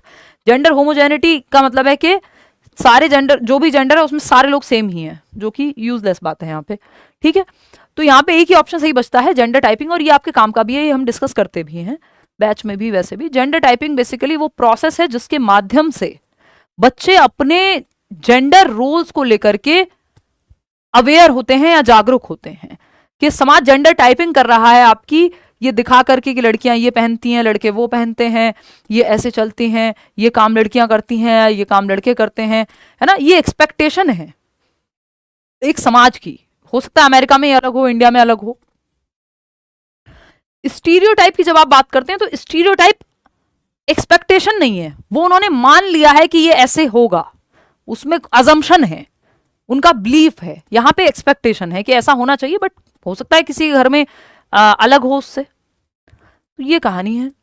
तो gender typing is the right thing, मतलब फर्स्ट ऑप्शन जो कि सही है यहाँ पे। क्वेश्चन नंबर 9 देखिएगा, ये कहता है which of the following scenarios is aptly describing the application of लेव वाइगोत्स्कीज कॉन्सेप्ट ऑफ स्कैफोल्डिंग। आया हुआ सवाल है, ऑफकोर्स पूरा सेट ही प्रीवियस ईयर का है। तो जो आलम्बन कह लीजिए इनकी भाषा में, नहीं तो इसको हम क्या कहते हैं, स्कैफोल्डिंग को हम कहते हैं मचान, ढांचा। तो स्कैफोल्डिंग की प्रोसेस के बारे में कौन सी ऑप्शन से सही बताया गया है? वाइगोत्स्की की स्कैफोल्डिंग की प्रोसेस क्या है? Temporary help. टेम्परेरी हेल्प बोले तो यानी बच्चा जहां अटक रहा हो उसको वहां मदद दे दो, अस्थाई मदद, टेम्परेरी हेल्प। जैसे हिंट दे दी बच्चे को आपने, वो अटक रहा था, आपने हिंट दे दी, आपने क्यूज दे दिए, आपने हाफ सॉल्व्ड प्रॉब्लम्स दे दी कि जिस स्टेप पे बच्चा अटका वहां मदद कर दी, या पूरी प्रॉब्लम सॉल्व नहीं की, फिल इन द ब्लैंक दे दिया। तो ये सब स्कैफोल्डिंग में आते हैं। दिख नहीं रहा यार, इसका भी समाधान निकलवाएंगे थोड़ा सा ना, ये कैमरा एडजस्ट होगा तो बेहतर दिखेगा। अभी देखो आप, ठीक है, अभी जवाब दो, कोई दिक्कत नहीं है। तो which of the following is the application, which of the following scenarios is aptly describing the application of लेव वाइगोत्स्की का कॉन्सेप्ट स्कैफोल्डिंग टेम्परेरी हेल्प। यानी वहां बच्चों को मदद करो जहां वो अटक रहा हो। जैसे पहले मैं आपको खुद सॉल्व करने को कहती हूँ, फिर आप ज्यादा खराब जवाब देते हैं, तब हम हेल्प करते हैं आपकी कि भाई ये ऐसे नहीं होगा। A teacher gave half solved problems to her students who were finding it difficult to solve them otherwise. यानी एक शिक्षिका ने अपने विद्यार्थियों को आधी हल की हुई समस्याएं दी जिन्हें अन्यथा हल करने में कठिनाई हो रही थी, बच्चे अटक रहे थे, तो ज्यादा डिफिकल्ट प्रॉब्लम्स थी तो उनको आधा सॉल्व कर दिया। या जैसे नॉट वाला क्वेश्चन आता है तो मैं यहाँ हाईलाइट कर देती हूँ भाई नॉट लिखा हुआ है, तो इससे क्या हो गया, आपको हिंट मिल गया कि ध्यान से पढ़ना है इस सवाल को। तो ये स्कैफोल्डिंग हो गई, टेम्परेरी हेल्प हो गई, आप खुद से सॉल्व करेंगे, बस आपको अस्थायी मदद मिल गई, जब तक आप खुद से नहीं कर पा रहे हैं तब तक आपको मदद दे दी जाए। A teacher has strictly prohibited students to have any kind of collaboration. नहीं नहीं नहीं, वाइगोत्स्की की थियरी में ऐसा नहीं हो सकता कि बच्चों को एक दूसरे का सहयोग करने पर रोका जाए। A teacher has written answers on the black board and has asked the students to copy करने की बात वाइगोत्स्की नहीं कर रही है, तो रटना है, रोट लर्निंग है, रटंत विद्या है। फोर्थ ऑप्शन है a teacher has made it mandatory for her students to solve problems on their own in a set time period. ऐसी कोई भी बात वाइगोत्स्की नहीं करेंगे, टाइम पीरियड की, स्टेजेस की, ये वो। तो बेहतर है कि हाफ सॉल्व प्रॉब्लम जो दी गई वही वाइगोत्स्की से यहाँ रिलेट हो पाती है। क्वेश्चन नंबर 10 देखिएगा, ये क्वेश्चन नंबर 10 कहता है progressive education is an educational philosophy that emphasises on dash. प्रगतिशील शिक्षा एक शैक्षिक दर्शन है। प्रगतिशील शिक्षा से कौन याद आता है हमें? John dewy. जॉन डुई जो ट्राइपोलर एजुकेशन की बात करते हैं, यानी शिक्षा, अभी आप इसका जवाब दे दीजिए फिर मैं आपको बता देती हूँ। एक आया भी हुआ सवाल है सीटेट में और वैसे भी इंपॉर्टेंट है। जब आप जॉन डुई की बात करेंगे, जॉन डीवी कह देते हैं इनको हिंदी में, है ना, अमेरिकी एजुकेशनिस्ट रहे हैं, बहुत ही बेहतरीन। इन्होंने कहा है कि एजुकेशन इज लाइफ इटसेल्फ, यानी बच्चे को कि शिक्षा क्या है, जीवन है अपने आप में, मतलब प्रेजेंट लाइफ के लिए सिखाओ आप बच्चे को, सोसाइटी में प्रैक्टिकल प्रॉब्लम्स वो सॉल्व कर पाए, है ना। ये भी पूछा हुआ सवाल है कि एजुकेशन इज लाइफ इटसेल्फ।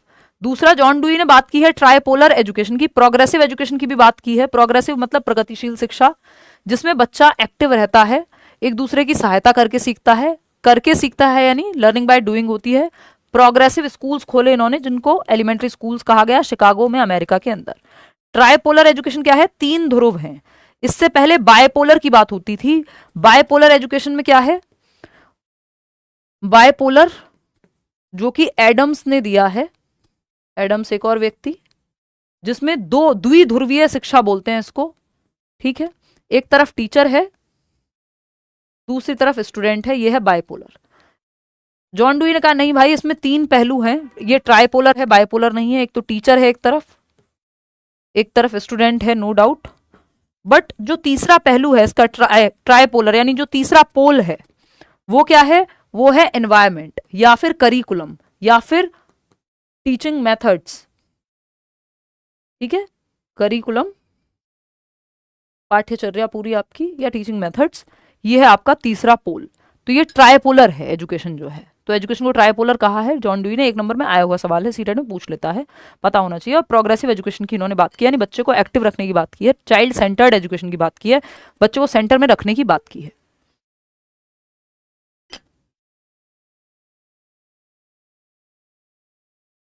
कोई कह रहा है यार नेटवर्क इज वेरी स्लो। नहीं यार, यहां से तो बढ़िया, कितना 100 Gbps, कितना है ये प्लान?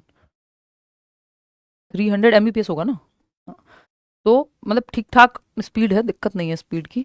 हो सकता है आपके एंड पे जो है कुछ हुआ हो, या रिफ्रेश करके देख लेना। अभी तो एटलीस्ट कोई दिक्कत नहीं है, वैसे कभी हो भी तो जनरली नहीं होती है, या तो चलता है या तो बिल्कुल नहीं चलता है। चलिए देखिए, तो यहाँ पे देखते हैं स्टूडेंट सेंटर्ड, यस, बच्चा सेंटर में है प्रोग्रेसिव एजुकेशन में। ये जो एक्स्ट्रा डिटेल्स आपको बताई जा रही है इनको ध्यान में रखिएगा, जब नए सवाल आएंगे तो आप फंसेंगे फिर।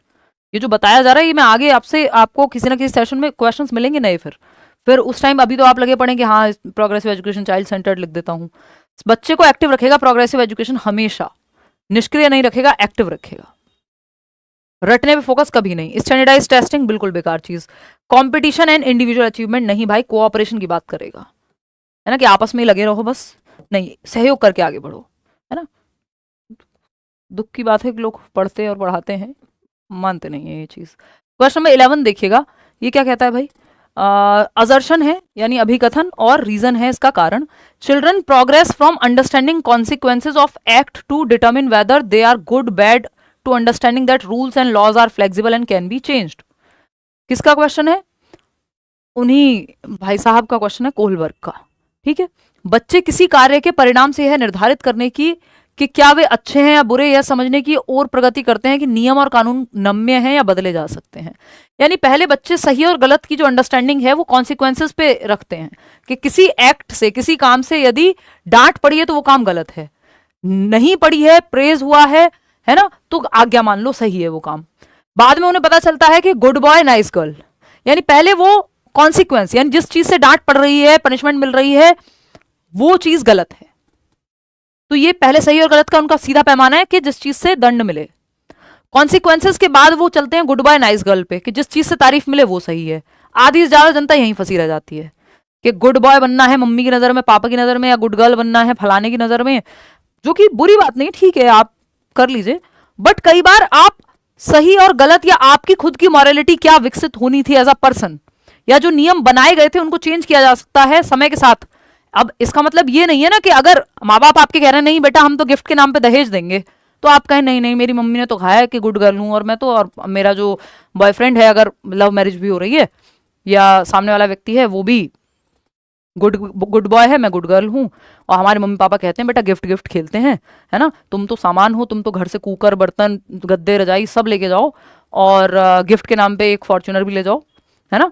तो ये जो है, जो गुड बॉय और गुड गर्ल बनने वाले बच्चे हैं या लड़के या लड़कियां हैं जो उसी स्टेज में फंसे हुए हैं, वो कहेंगे हाँ ठीक है हमारे लिए ये सही है क्योंकि हमारे माँ बाप हमसे खुश होंगे अगर हम ये कहेंगे। वो कहेंगे कितने गुड गर्ल कितने गुड बॉय, हमारी मर्जी से शादी की, देखो गिफ्ट भी लिया जो कि दहेज है ना। अब यहां पे ये बदल जाना चाहिए था क्योंकि आपको किधर जाना था, आपको इसके भी एक लेवल आगे जाना था। Understanding that rules and laws are flexible and can be changed, कि नियम और कानून जो है वो फ्लेक्सिबल हैं, अगर लोगों की भलाई नहीं हो रही और समय के साथ नहीं बदल रहे तो वो किस काम के नियम और कानून है ना। कि भाई जब डाउरी जो है इलीगल है या ये अपने आप में कुप्रथा है तो उसको खत्म करो। अब उसके लिए हो सकता है आपको 4 लोगों से लड़ना पड़े, अपने आपस में घर में बातचीत करनी पड़े, है ना।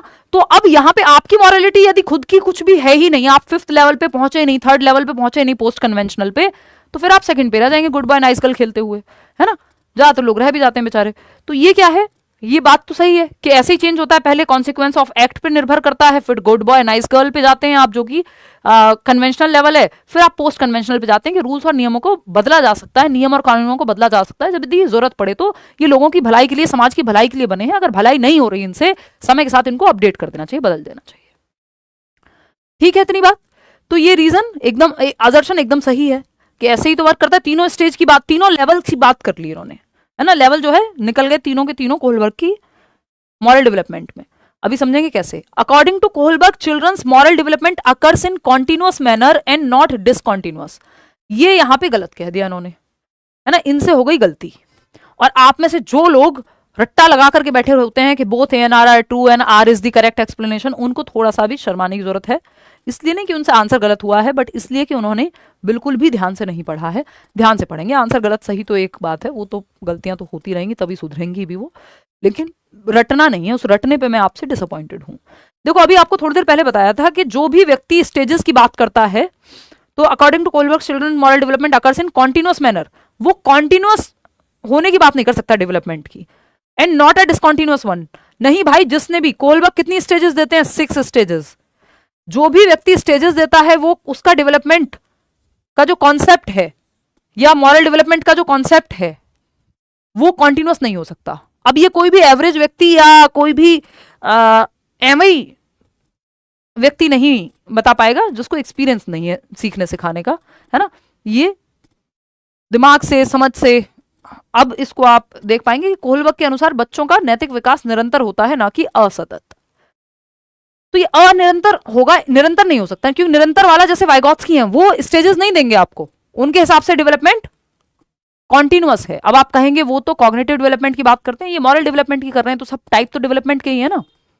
तो जो व्यक्ति डेवलपमेंट की स्टेजेस दे रहा है वो डिसकॉन्टिन्यूटी की बात करेगा कि इस स्टेज में इतना डेवलपमेंट, फिर इतना, फिर इतना, फिर इतना, ऐसे इन्होंने 6 स्टेजेस दिए हैं। प्याजे भी डिसकॉन्टिन्यूअस कहेंगे। तो अगर आप थोड़ा भी समझ पाए होंगे, अपने टीचर को दिखा लीजिएगा वीडियो, शायद समझ आ जाए उनको कि अगर किसी से गलत पढ़ लिया है तो, या कंफ्यूजन कहीं रह गई है कि इसको ऐसे डिटेल में समझ सकते हैं। ठीक है, क्या करो आप ही हो हमारे टीचर, कैसे दिखाएं, मतलब मुझे दिखा दो चलो। तो both A and R are true नहीं हो सकते क्योंकि आर फॉल्स है। A is true but R is false, आया हुआ सवाल है इसी बार का, और ये मैंने कितनी बार डिस्कस किया है कि जो भी व्यक्ति स्टेजेस की बात कर रहा है डेवलपमेंट में, वो विकास को कॉन्टिन्यूअस नहीं मानेगा क्योंकि उसने स्टेजेस में डिसकॉन्टिन्यूअस बना दिया है, तोड़ दिया है। समझ रहे हो बात को? चलिए कोई बात नहीं, आगे बढ़ेंगे नेक्स्ट पे। तो इसको ऐसे देख सकते हो कि इन्होंने 3 बातें बताई, 3 लेवल से होकर गुजरता है। एक तो है कॉन्सिक्वेंसेस कि पनिशमेंट मिल रही है तो वो काम गलत है, फिर गुड बॉय नाइस गर्ल जो इसमें लिखा नहीं हुआ है ना, और थर्ड है ये वाला जो तीसरा लेवल है। तो ये प्री कन्वेंशनल पूर्व परंपरागत हुआ आपका ये वाला consequences based punishment and obedience, mutual exchange.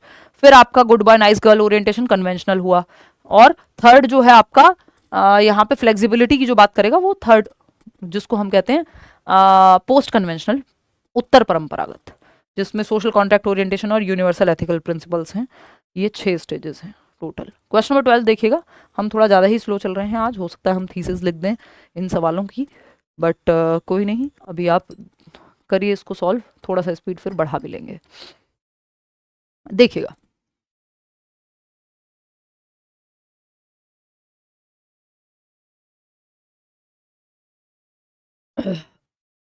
O God sorry ये तबीयत सुधर जाए तो हम और एनर्जी से पढ़ें। According to Lev Vygotsky cognitive development is guided by, Vygotsky के अनुसार संज्ञानात्मक विकास यानी आपके दिमाग का विकास किस तरह से होगा, क्या चीज गाइड करती है कॉग्निटिव डेवलपमेंट में, यानी मेंटल डेवलपमेंट में, इंटेलेक्चुअल डेवलपमेंट में, thinking, reasoning, problem solving, decision making, इन सब के मानसिक क्षमताओं के विकास में क्या हेल्प करता है। तो language in the form of private speech, yes, गलत नहीं है ये बात, बिल्कुल भी सही है, 55% लोग सही दे रहे हैं। Process of attention and perception की बात वाइगॉत्स्की आपको करते हुए नहीं नजर आ रहे। एसिमिलेशन एकोमोडेशन स्कीमास की बात कौन करेगा, पियाजे करेंगे। पॉजिटिव नेगेटिव रीइंफोर्समेंट की बात स्किनर करेंगे, जिन जो कंस्ट्रक्टिविस्ट नहीं है, और आपको सीटेट में इनसे क्वेश्चन मिलता नहीं है। ये लैंग्वेज में मिल जाएगा कि रीइंफोर्समेंट यानी गुड, वेरी गुड, शाबाश, शाबाश बोलना, किसी को बढ़ावा देना किसी चीज के लिए, वो लैंग्वेज डेवलपमेंट से रिलेटेड क्वेश्चन में आपको मिल जाएंगे स्किनर, अदरवाइज नॉर्मली आपको नहीं मिलेंगे। तो language in the form of private speech guide करती है किसको, कॉग्निटिव डेवलपमेंट को, कि जब बच्चा खुद से बोल करके खुद को दिशा देता है, सेल्फ डायरेक्शन देता है, सेल्फ गाइडेंस देता है, तो उससे उसका दिमाग विकसित होता है, कॉग्निटिव डेवलपमेंट होता है। जब बच्चा कोई प्रॉब्लम सॉल्व कर रहा है और वो खुद से ही खुद को दिशा दे रहा है, अरे ये वाला नहीं, ये बताया था, इसको ऐसे करेंगे, तो खुद से खुद को दिशा दे रहा है, तो इससे उसका कॉग्निटिव डेवलपमेंट, उसकी थिंकिंग, रीजनिंग, प्रॉब्लम सॉल्विंग बेहतर हो रही है। तो इसलिए फर्स्ट ऑप्शन यहाँ सही है। प्राइवेट स्पीच की बात वाइगॉत्स्की करते हैं, अभी थोड़ी देर पहले हम कर चुके हैं, सोशल स्पीच, प्राइवेट स्पीच और silent inner speech. Question number 13 देखिएगा, which of the following intelligence helps people to perceive, express, understand and regulate moods and feelings of others, यानी निम्नलिखित में से कौन सी बुद्धि लोगों को दूसरों के मनोभाव और भावनाओं को देखने, व्यक्त करने, समझने और नियंत्रित करने में, यानी दूसरे के मूड को, उसके मन के भाव को, उसके इमोशंस को देख पाए, समझ पाए, व्यक्त कर पाए, है ना, और मैनेज कर पाए, किसकी थॉट, इमोशन, फीलिंग्स, दूसरों की, अदर्स की। तो इसका आंसर क्या हो जाएगा? अब आप कंफ्यूज नहीं होंगे क्योंकि यहां इंट्रापर्सनल नहीं लिखा था। अगर इनका मन करता सवाल को मुश्किल बनाने का तो ये इंट्रापर्सनल लिख देते और फिर आप में से कई लोग कंफ्यूज हो जाते। ये तो सवाल आसान आ गया कि इंटरपर्सनल लिखा हुआ है। इंटर का मतलब ही है 2 या 2 से अधिक, जैसे inter state, international flights, inter state buses, मतलब क्या है, 2 या 2 से अधिक की बात हो रही है। इंट्रा मतलब सेल्फ। तो जब ये 8 प्रकार हैं बुद्धि के, मल्टीपल इंटेलिजेंस नाम की थियरी है, बहुबुद्धि, फ्रेम्स ऑफ माइंड नाम की एक पुस्तक थी 1983 में लिखी थी हार्वर्ड गार्डनर ने, उसमें जो है बात की थी 7 प्रकार की बुद्धि की, बाद में अपडेट होकर के 8 प्रकार हैं। एनसीईआरटी के अकॉर्डिंग 8 टाइप्स ऑफ इंटेलिजेंस हैं बहुबुद्धि के जो प्रकार हैं, जिसमें कोई लैंग्वेज में इंटेलिजेंट होगा, कोई म्यूजिक में, कोई नेचुरलिस्ट होगा तो नेचर को समझने में, कोई दूसरों को समझने में तो इंटरपर्सनल इंटेलिजेंस, कोई खुद को समझने में तो इंट्रापर्सनल इंटेलिजेंस, कोई भाषा पे जिसकी पकड़ है उसमें लिंग्विस्टिक इंटेलिजेंस, बॉडी काइनेस्थेटिक यानी बॉडी पे पकड़ है, स्पोर्ट्स पर्सन जो होंगे, विराट कोहली, साइना नेहवाल, ये सब क्या है आपके बॉडी काइनेस्थेटिक का उदाहरण है। सर्जन हो गए, स्पेशल इंटेलिजेंस जिनको दिशा का ज्ञान है, ठीक है जी। तो which of the following intelligence helps people to perceive, express, understand and regulate moods, दूसरों की फीलिंग्स, दूसरों के मूड, अदर्स। सेल्फ लिखा होता तो इंट्रापर्सनल हो जाता, लेकिन अदर्स लिखा है तो इंटरपर्सनल, अंतर व्यक्तिक, दूसरों को समझने में बेहतर हैं। फॉर एग्जाम्पल कुछ हद तक टीचर्स में भी मिल जाएगा, ये पॉलिटिशियंस में भर भर के मिल जाएगा, आपके थेरेपिस्ट में, करियर काउंसलर्स में, कौन सा बच्चा किस क्षेत्र में जाए, ये सब दूसरों को समझने की जो क्षमता है, इसको ऐसे भी आप देख सकते हो कि जहां बात आ रही है दूसरों को समझने की, तो ये इंटरपर्सनल इंटेलिजेंस है।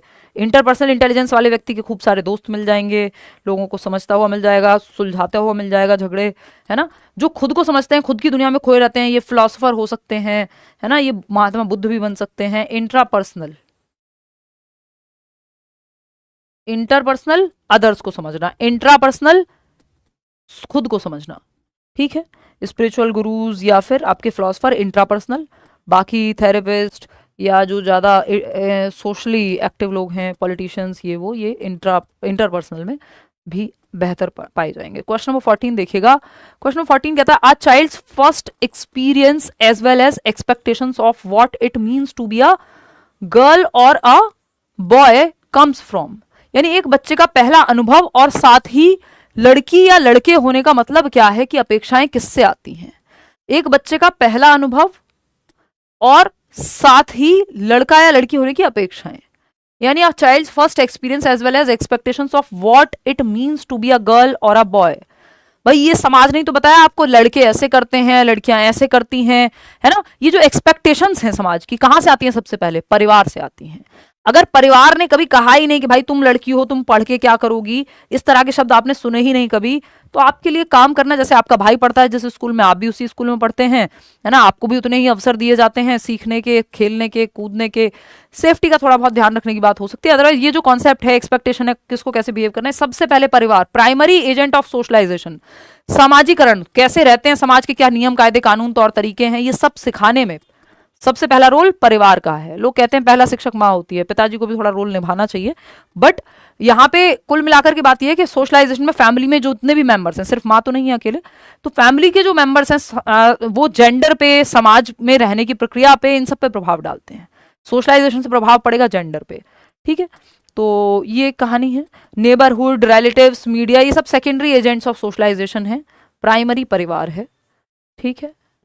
इनका भी प्रभाव पड़ेगा, ऐसा नहीं है जो आप कार्टून देख रहे हैं, जिस तरह की मूवीज देखते हैं, जिस तरह के दोस्तों में रहते हैं, नेबरहुड में रहते हैं, ये सब प्रभावित करेंगे आपके सामाजिकरण को या जेंडर के कॉन्सेप्ट को, कि बाकी लोग कैसे सोचते हैं वहां, वैसे ही आप भी सोचते हुए। तो पहला जो कॉन्सेप्ट है ये फैमिली से आएगा, यहाँ पे फोर्थ ऑप्शन सही था। एन इसेंशियल, क्वेश्चन नंबर 15 देखिएगा, N essential characteristic of formative assessment, रचनात्मक मूल्यांकन की एक आवश्यक विशेषता। फॉर्मेटिव असेसमेंट FA बोलते हैं इसको, है ना। इसमें एक्टिविटीज होती हैं, चाहे वो मॉक, चाहे वो आपकी क्विज हो, है ना, या कोई एक्टिविटी करके सिखाना हो। सबमेटिव असेसमेंट है जो आपके term and, half yearly, yearly, annual exams होते हैं, वो सबमेटिव यानी योगात्मक मूल्यांकन में आते हैं, जिसमें ये रैंक होना या अंत में होगा, वो टर्म एंड में SA होगा, FA नहीं होगा, ठीक है ना, board, pre board type. To assign relative ranks, है ना, एट द एंड। तो फॉर्मेटिव असेसमेंट तो ड्यूरिंग चल रहा होता है, टीचिंग लर्निंग प्रोसेस के दौरान चलता है, बाद में नहीं। To assign relative ranks, rank देनी है, पोजीशन देनी है, ये भी ऐसे का ही पार्ट है, अगर जरूरत पड़ती है तो वहां होता है कि फर्स्ट कौन आ रहा है एंड ऑल। फॉर्मेटिव में नहीं होगा, ये फीडबैक के लिए होता है। Clarification of assessment criteria to the learner, कि असेसमेंट का क्राइटेरिया क्या होगा, कि आप बच्चे से कुछ एक्टिविटी करवाएंगे, आप किस बेसिस पे उसका आकलन करेंगे, ग्रुप का कोई वर्क देंगे, असाइनमेंट देंगे, कौन सी एक्टिविटी होगी। तो ये शिक्षार्थी के लिए मूल्यांकन मानदंड का स्पष्टीकरण, कि हम इस तरीके से ये वाला मेथड अपनाएंगे, क्विज कराएंगे, उसमें जो भी ग्रुप अच्छा करेगा उसको देखेंगे, आगे डिस्कस करेंगे। तो यहाँ पे एक्टिविटी बेस्ड या बाकी चीजें होती है, रैंक करना, फर्स्ट आना, ये सब नहीं होता। टू फोकस ऑन क्वांटिटेटिव नहीं, क्वालिटेटिव आउटपुट, क्वांटिटेटिव नहीं, मात्रा नहीं, कितने परसेंट नहीं लाए, ये नहीं फॉर्मेटिव में, वो सब सबमेटिव में आएगा। तो थर्ड ऑप्शन ही यहाँ सही है ना। ये एक एग्जाम्पल है, इस पर कभी और चर्चा करेंगे, अभी हम ऑलरेडी आज बहुत समय ले चुके हैं। डिस्ग्रेफिया इज अ लेखन वैकल्य। डिस्ग्रेफिया, ग्राफिया से मतलब ये है लिखना, राइटिंग डिसऑर्डर है। बच्चे की राइटिंग कैसी होगी, उस दिन भी बताया था, इलेजिबल होगी। इलेजिबल यानी पढ़ने योग्य नहीं होगी। लेजिबल होता है जो पढ़ने योग्य हो, इलेजिबल होता है जो पढ़ने योग्य ना हो। अब बताओ, फटाफट बताओ। Neuro developmental disorder last class में भी डिस्कस किया था, यस। अब कई लोगों का मन कर रहा होगा, 43% लोग फोर्थ जवाब दे रहे हैं। इसमें सीटेट वाले खुद भी कंफ्यूज हैं, अधिगम आत्मक अक्षमता या लर्निंग डिसेबिलिटी के अंदर आता है, न्यूरो डेवलपमेंटल डिसऑर्डर भी है, दोनों ही बातें सही है। लेकिन उन्होंने कहा कि हम मानेंगे पहला जवाब न्यूरो डेवलपमेंटल डिसऑर्डर, जो कि सही भी है क्योंकि एग्जैक्ट पूछा है आपसे, है ना। ये इट्स लाइक कि किसी ने कहा पियाजे ने डेवलपमेंट की कितनी स्टेजेस दी हैं, या क्या पियाजे ने डेवलपमेंट की स्टेजेस दी हैं, तो कोई कहे हाँ कुछ स्टेजेस दी हैं, और दूसरी तरफ लिखा हो कि 4 स्टेजेस दी हैं, sensory motor, pre operational, concrete operational और फॉर्मल ऑपरेशनल, तो आप आंसर लगाएंगे कि 4 स्टेजेस वाला ज्यादा सही है, क्योंकि ये स्पेसिफिक जवाब है ना, कि न्यूरो डेवलपमेंटल डिसऑर्डर है, तंत्रिकीय विकार है, जिसमें आपका जो वायरिंग है न्यूरोलॉजिकली वो डिफरेंट होती है, जिसकी वजह से पढ़ने में दिक्कत, यानी डिसलेक्सिया हो सकता है, डिस्ग्राफिया हो सकता है, और आपका ये डिस्कैल्कुलिया हो सकता है। तो इनकी ब्रेन की वायरिंग डिफरेंट है, बट ऐसा नहीं कि इंटेलिजेंट नहीं है बच्चे, तो न्यूरो डेवलपमेंटल डिसऑर्डर्स बोलते हैं इनको, है ना। और ये आते हैं लर्निंग डिसेबिलिटीज में ही, तो दोनों में से कुछ भी गलत नहीं है, इसलिए सीटेट को अलग से एक आंसर की में लिखना पड़ा कि सी, और सी का मतलब पहला ऑप्शन, तो पहला ऑप्शन उन्होंने माना है सही, गलत ये भी नहीं था, बट दोनों को सही माना नहीं है, ठीक है ना। बाकी पर्सनैलिटी या फिजिकल डिसेबिलिटी नहीं है ये, लर्निंग डिसेबिलिटी गलत नहीं था, बट ऐसा ही होता है, इसलिए मैं आपको बता के चलती हूँ हमेशा कि अगर आप ऑफिशियली जा रहे हैं, एक नंबर लेना चाह रहे हैं, तो ये वाला लगा देना। क्यों? क्योंकि स्पेसिफिकली पूछा है, लर्निंग डिसेबिलिटी में तो और भी बहुत सारे आते हैं ना, तो ये है कहानी। बाकी आते तो न्यूरो डेवलपमेंटल डिसऑर्डर में भी है, बट स्पेसिफिक पूछा है तो वो ए के साथ गए हैं ऑफिशियल आंसर में। गलत नहीं था डी भी जिन लोगों ने चूज किया, बट नंबर उसी से मिलेगा फर्स्ट से, ये राइटिंग डिसऑर्डर है। चलिए आगे बढ़ते हैं क्वेश्चन नंबर 17 पे। A teacher should cater to dash needs of gifted children in the classroom. एक टीचर को केटर करनी चाहिए गिफ्टेड बच्चों की, एक शिक्षक को कक्षाओं में प्रतिभाशाली बच्चों की डैश जरूरतों को ध्यान में रखना चाहिए। प्रतिभाशाली बच्चे यानी गिफ्टेड बच्चे जिनका आईक्यू हाई है, जो चीजों को जल्दी समझते हैं, जो ज्यादा क्यूरियस हैं, जिज्ञासु हैं, मेमोरी अच्छी है, चीजों को जल्दी सॉल्व कर लेते हैं, है ना।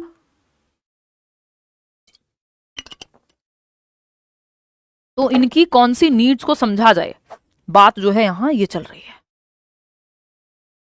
प्रतिभाशाली बच्चों की कौन सी नीड्स को टीचर्स को समझना चाहिए। देखिए प्रतिभाशाली बच्चे हायर मेंटल एबिलिटी रखते हैं, इनकी मानसिक क्षमता ज्यादा है, लेकिन अगर इनको ठीक से नहीं समझा गया, या ये बोर हो गए क्लासरूम में, या फिर इमोशनली अगर इनको फुलफिल्ड नहीं महसूस हो रहा है, तो जितना अच्छा ये कर सकते थे जीवन में, हो सकता है कि ना करें। तो इसलिए जरूरी है कि टीचर गिफ्टेड बच्चों की कॉग्निटिव यानी उनके मेंटल लेवल पे भी वो बोर ना हो, तो higher order thinking schools, thinking skills, जो आपके हॉट्स वाले सवाल हैं जिसमें दिमाग थोड़ा सा एक्स्ट्रा लगाना पड़ेगा या फिर थोड़ा कॉम्प्लेक्स होते हैं, वो भी शीट एक्स्ट्रा दे, क्योंकि बाकी बच्चे तो जितनी देर में ये बाकी बच्चे क्वेश्चन सॉल्व करेंगे, ये करके बैठ जाएंगे काम, है ना। इनकी स्पीड तेज है, इनको कॉम्प्लेक्स चीजों में दिमाग ज्यादा चलता है। सोशल नीड्स भी और इमोशनल नीड्स भी, कि अपना ये दूसरों को सपोर्ट कर पाए, फ्रेंड सर्कल भी हो, ऐसा नहीं है कि अब मैं फर्स्ट आती हूँ तो जो बच्चा फर्स्ट आता है उसके कोई दोस्त नहीं है, बस चापलूस हैं क्लास में, है ना, जो उसको वाहवाही करते रहते हैं, या तो उसकी एक्चुअल दोस्त नहीं है। ऐसा होता है कई बार, मैं ये नहीं कह रही हूँ, ऐसा ही होता है ना। या फिर वो अपने आप को सुपीरियर मान रहा है कि ये इन सबसे कौन बात करे, है, ये नहीं होना चाहिए। तो टीचर को बच्चे की कॉग्निटिव, सोशल और इमोशनल सभी प्रकार की नीड्स का ध्यान रखना है, स्पेशली गिफ्टेड बच्चे की, ताकि उसका इन्वॉल्वमेंट रहे क्लासरूम में, और जो उसकी भी क्षमताएं हैं ये सब मिलकर के कोऑपरेट करके बच्चे सीख पाए एक दूसरे से अलग अलग स्किल्स। हो सकता है वो किसी सब्जेक्ट में अच्छा है, दूसरा बच्चा किसी और चीज में बेहतर हो, 50 चीजें इसमें हो सकती हैं। तो सिर्फ कॉग्निटिव या कॉग्निटिव इमोशनली नहीं, तीनों प्रकार की ही नीड्स को अगर समझेंगे तो कोई बुरी बात तो है नहीं। तो हमें बेहतर ऑप्शन फोर्थ लग रहा है यहाँ। क्वेश्चन नंबर 18 देखिएगा, ये क्या कहता है, which of the following are examples of pedagogical approaches to teach students with learning disabilities. अधिगम अक्षमता वाले बच्चों को पढ़ाने के लिए कौन सा तरीका बेहतर है। अधिगम अक्षमता वाले बच्चे कौन से, लर्निंग डिसेबिलिटी में आपका चाहे वो डिसलेक्सिया हो, डिस्कैल्कुलिया हो, डिस्ग्राफिया हो, है ना, चाहे वो डिसलेक्सिया हो, ये सब आ जाते हैं, ठीक। तो इनको सिखाने का तरीका मल्टी सेंसरी स्ट्रेटजीज का प्रयोग करो, बहुसंवेदी रणनीतियों का प्रयोग। मल्टी सेंसरी स्ट्रेटजीज क्या होती हैं, कि मल्टीपल सेंसेस बच्चे के इन्वॉल्व रहें, कि टीचर बोल के भी कोई चीज बता रही है तो बच्चा सुन भी रहा है, लिखवा भी रही है मान लो, है ना, तो टच का भी फील हो रहा, टच का भी एस्पेक्ट इंक्लूड हो रहा है, कोई हो सकता है कुछ दिखा दिया, कोई एक्टिविटी करा दी, है ना, बोलने को कहा जा रहा है, ग्रुप बनाने को कहा जा रहा है, तो सभी मल्टीपल सेंसेस, सुनना, टच करना, फील करना, ये सब इन्वॉल्व हो रहे हैं, मल्टीपल सेंसेस इन्वॉल्व हो रहे हैं, है ना, देखना, सुनना, लिखना, वॉटेवर, या पकड़ना, मतलब फाइन मोटर टच वाला एस्पेक्ट भी। तो ये सही, जितने ज्यादा बच्चे के सेंसेस इन्वॉल्व होंगे उतना बेहतर सीखेगा वो। स्टैंडर्डाइज लर्निंग, स्टैंडर्डाइज तो वर्ड ही अपने आप में नेगेटिव हो जाता है पूरे सीटेट के एग्जाम में। फ्लेक्सिबल एंड सीक्वेंशियल इंस्ट्रक्शंस, लचीले इंस्ट्रक्शन, एक तरह से समझ नहीं आ रहा दूसरे से समझा दो, सीक्वेंस में समझा दो, चीजें कनेक्ट करके समझा दो। Breaking down task into smaller part, कार्यों को छोटे छोटे टुकड़ों में बांटना एक अच्छी स्ट्रेटेजी है। तो फर्स्ट, थर्ड और फोर्थ, सेकंड तो यहाँ पे नेगेटिव हो गया तो इसको तो हटा ही दो, है ना। सिंपल जवाब है, 69% लोग थर्ड ऑप्शन दे रहे हैं, फर्स्ट, थर्ड और फोर्थ। बात सही है, आगे बढ़ेंगे नेक्स्ट क्वेश्चन पे। क्वेश्चन नंबर है 19, विच of the following statements about autism spectrum disorder is correct. ASD बोलते हैं ऑटिज्म स्पेक्ट्रम डिसऑर्डर को, तो ऑटिस्टिक बच्चा है एक, स्वालीनता बोलते हैं इसको। तो स्वालीन क्रम विकार के बारे में निम्नलिखित में से कौन सा कथन सही है, यानी ऑटिस्टिक बच्चे के साथ डील करने के लिए कौन सा तरीका यहां सही है, ये पूछा है आपसे। फटाफट से आप बताएंगे। 69% लोग थर्ड ऑप्शन कह रहे हैं। चलिए चेक कर लेते हैं। पहला है, children with autism spectrum disorder have excellent communication. नहीं भाई, ऑटिस्टिक बच्चे को कम्युनिकेशन में दिक्कत होती है, वो सेम बात बहुत बार रिपीट करता है। आई कांटेक्ट में दिक्कत होती है, स्टीरियोटिपिकल एक्शंस यानी बार बार रेपिटेटिव एक्शंस हैं, सेम बात को बार बार रिपीट करता रहेगा, उसको कम्युनिकेशन में दिक्कत होती है। कोई एक्सेलेंट नहीं होता है बच्चा, ऑटिस्टिक बच्चा, ऑटिज्म जिसको है ना, ये भी डेवलपमेंटल डिसऑर्डर है। Sensory integration and regulation help children with autism spectrum disorder, मुझे ये बात अच्छी लग रही है, बट आपको थर्ड अच्छी लग रही है, देख लेते हैं। It is primarily the ability to hear that is affected in autism spectrum disorder. शर्म आ रही थोड़ी बहुत, मतलब कोई बात नहीं, नहीं भी आए तो इसमें कोई शर्मानी भी नहीं चाहिए, गलती की है आपने, लेकिन आप तो बड़े हो तो आपको तो ये कहा जा सकता है। आप स्कूल में बच्चों को मत कहिएगा, वो तो छोटे होते हैं, है ना। आप और हम तो जो है यही सब सुन के बड़े हुए हैं, बट फिर भी मैं अवॉइड करती हूँ यही सब ना बोला जाए, बट फिर भी थोड़ी थोड़ी सी तो है। कब, कौन सी दुनिया में, किस किताब में आपने पढ़ लिया कि ऑटिस्टिक बच्चे को सुनने में दिक्कत है? कहाँ से पढ़ के आए हो ये? बी फॉर ब्लू ड्रम, मजाक बना रखा है, किसी की जिंदगी चली गई ब्लू ड्रम के चक्कर में, है? बताओ कहाँ पढ़ लिया ये? ऑटिस्टिक बच्चे को सुनने में कोई दिक्कत नहीं होती है भाई, बल्कि उसके सेंसेस इतने हाइटेंड हैं, इतने जागरूक हैं कि उसको साउंड से, लाइट से, इन सब चीजों से ज्यादा दिक्कत हो जाती है, ठीक है ना। कभी भी वो ऑडिटरी प्रोसेसिंग डिसऑर्डर होगा, APD बोलते हैं, कोई ऑडिटरी डिसऑर्डर नहीं है, श्रवण दोष नहीं है बच्चे को, ऑटिज्म वाले को। एक्स्ट्रा एक्स्ट्रा चीजें मत ऐड कर दो इसमें, है ना। तो ये सेंसरी इंटीग्रेशन तो ठीक था, but it is primarily the ability to hear, नहीं, सुनने में दिक्कत नहीं है। संवेदी एकीकरण और विनियमन तो ठीक है। स्वालीन क्रम विकार में मुख्य रूप से सुनने की क्षमता प्रभावित होती है, बिल्कुल भी नहीं। Children with autism spectrum disorder exhibit a preference for new stimuli every day, ये भी गलत है कि हर दिन कुछ नया चाहिए, नई उत्तेजनाएं, नए उद्दीपक चाहिए ऑटिस्टिक बच्चे को, बल्कि ऑटिस्टिक बच्चा सेम रूटीन फॉलो करने में ज्यादा कंफर्टेबल रहता है।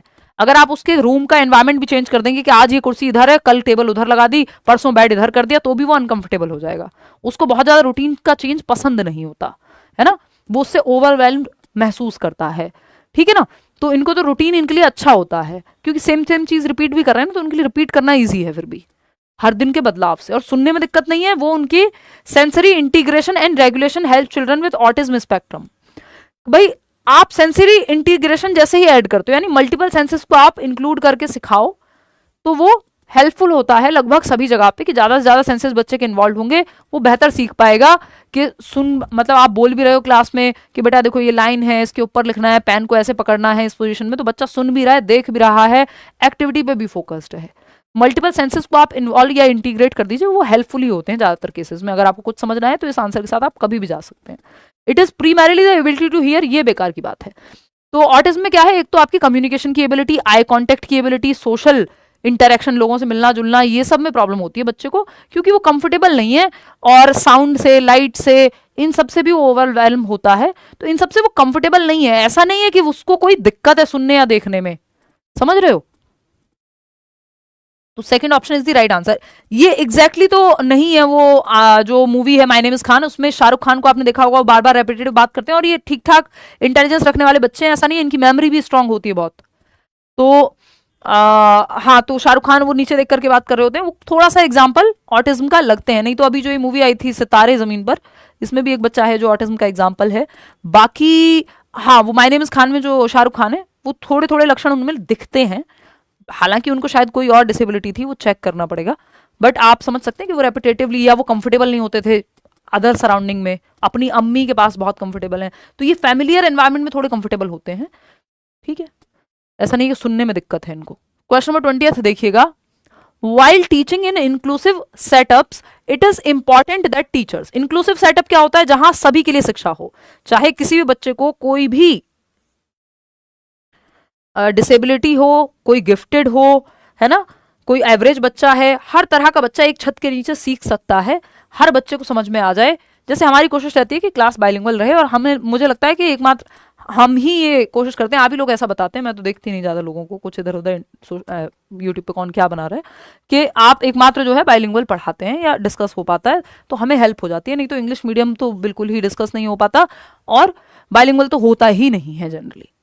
तो ये हमारी कोशिश रहती है कि हर एक व्यक्ति जो इंग्लिश में पढ़ रहा हो चाहे हिंदी में पढ़ रहा हो सीख पाए।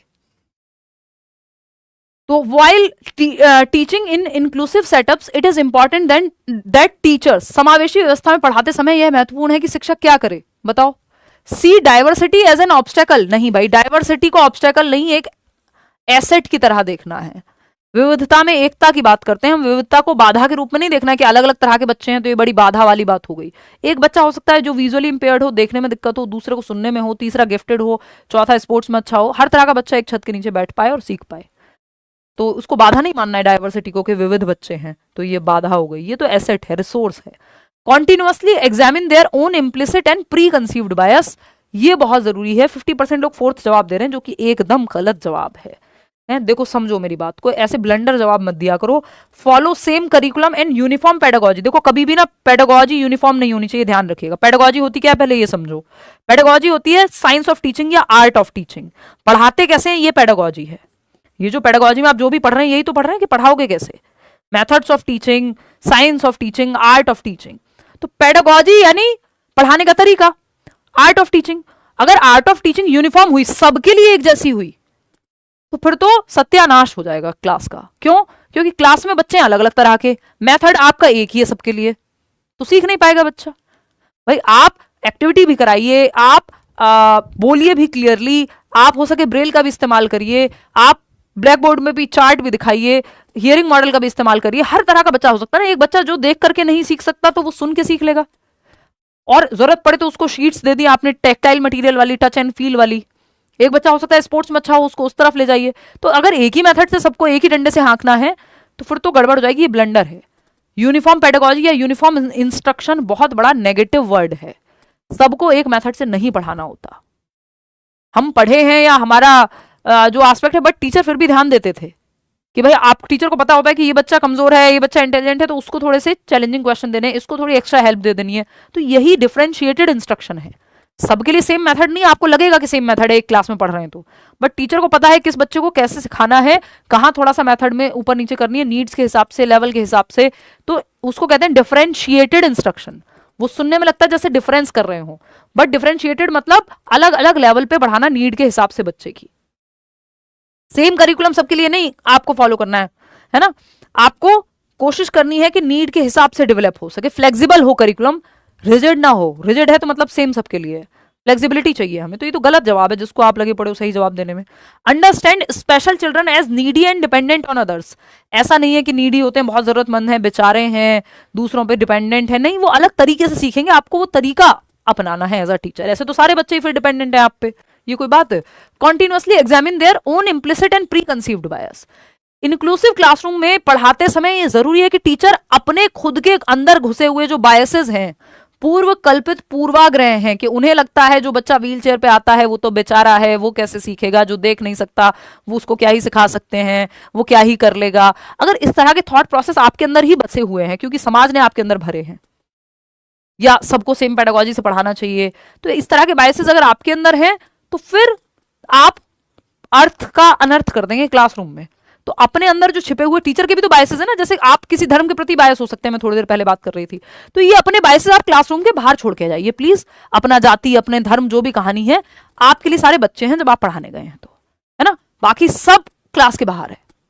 बच्चे की नीड को समझना है, अपने पर्सनल बायसेस, आप किस जाति में, किस धर्म में, किस समुदाय में, आप किसी जेंडर को, वैसे तो आपको मानना नहीं चाहिए ये सब, एज अ टीचर आपको प्रोग्रेसिव ही होना चाहिए, बट अगर है तो उसको बाहर छोड़िए, एटलीस्ट पेपर में छोड़ देना, नहीं तो नौकरी तो बिल्कुल नहीं लगेगी, और एक्चुअल में ही छोड़ दो तो वो बेहतरीन चीज है, क्योंकि ऐसे फेक करके फिर वो वाली बात हो जाएगी कि जो यूपीएससी के मॉक इंटरव्यूज में लोग कहते हैं कि घूस कभी नहीं लेनी चाहिए, फिर न्यूज आती है कुछ सालों बाद, तो वो वाले तो बनना मत। बेहतर है कि ईमानदारी से अपने बायसेस खुद ही खत्म कर लो, सिर्फ पेपर के लिए ना करो। Second option is the right answer. आगे बढ़ेंगे क्वेश्चन नंबर 21। क्वेश्चन नंबर 21 क्या कहता है भाई? ये कहता है, एक अजर्शन है यानी अभिकथन है, teachers should include a variety of children's literature to create print rich environment in the classroom। ये print rich environment जहां दिखे इसको पकड़ लो, खुश हो जाओ, वाह वाह बहुत अच्छा शब्द है ना। जैसे स्टैंडर्डाइज्ड करिकुलम, सेम करिकुलम, ये सब नेगेटिव टर्म्स हैं, उसी तरह से ये जो है ये print rich environment positive term है। ठीक है, एक पॉजिटिव टर्म नेगेटिव टर्म करेंगे कुछ टाइम बाद। शिक्षकों को कक्षा में मुद्रण समृद्ध वातावरण बनाने के लिए विभिन्न प्रकार के बाल साहित्य शामिल करने चाहिए। बिल्कुल सही बात है, चिल्ड्रन लिटरेचर शामिल करो, प्रिंट रिच एनवायरमेंट होगा, क्योंकि चिल्ड्रन लिटरेचर में बहुत सारी इमेजेस होती हैं, बच्चा अलग अलग कहानियां आपने बचपन में पढ़ी होंगी, तो स्टोरी जो है वो फोटोज के माध्यम से और छोटी छोटी चीजें लिखी हुई होती हैं साथ में, उसके माध्यम से, तो प्रिंट रिच एनवायरमेंट हो गया, चार्ट्स लगे हुए हैं क्लासरूम में, चिल्ड्रन लिटरेचर में ऑलरेडी इमेजेस बहुत सारी होती है, तो ये पॉजिटिव बात है। दूसरा क्या है, तो ये सही है। रीजन क्या है इसका? Classroom rich in literary materials and literary experiences are central to effective learning.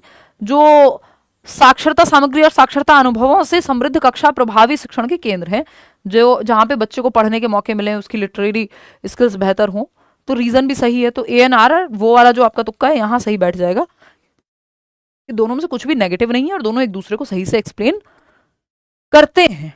बात सही है। चलिए फिर आगे बढ़ेंगे इसी बात पे। क्वेश्चन नंबर 22 देखिएगा, 22वां सवाल क्या कहता है भाई? In order to facilitate students learning in a progressive classroom a teacher should emphasise on the practice of. यानी एक प्रगतिशील कक्षा में जहां बच्चे एक्टिव हैं, सिंपल बात, बच्चे क्या हैं? एक्टिव है। प्रगतिशील शिक्षा में कक्षा के अंदर जो जॉन डुई अभी हम बात कर रहे थे, चाइल्ड सेंटर्ड है जो क्लासरूम, बच्चा एक्टिव है, सक्रिय है, वो ऑप्शन बेस्ट है जो बच्चे को एक्टिव रखे।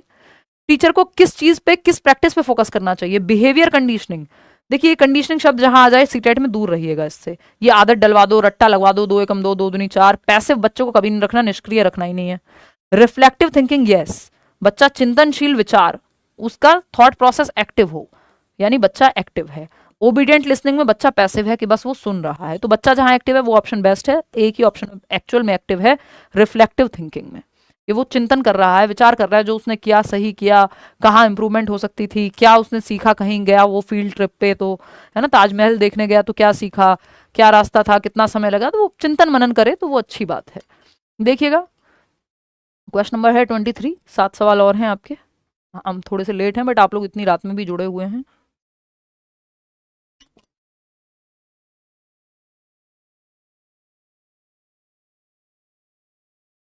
देखिएगा, अगर हम बात करें यहां तो seeing Raman a 4th grade student stuck on a question, his teacher asked him to try the solution while speaking what is going on in his mind, such verbalisation is likely to B.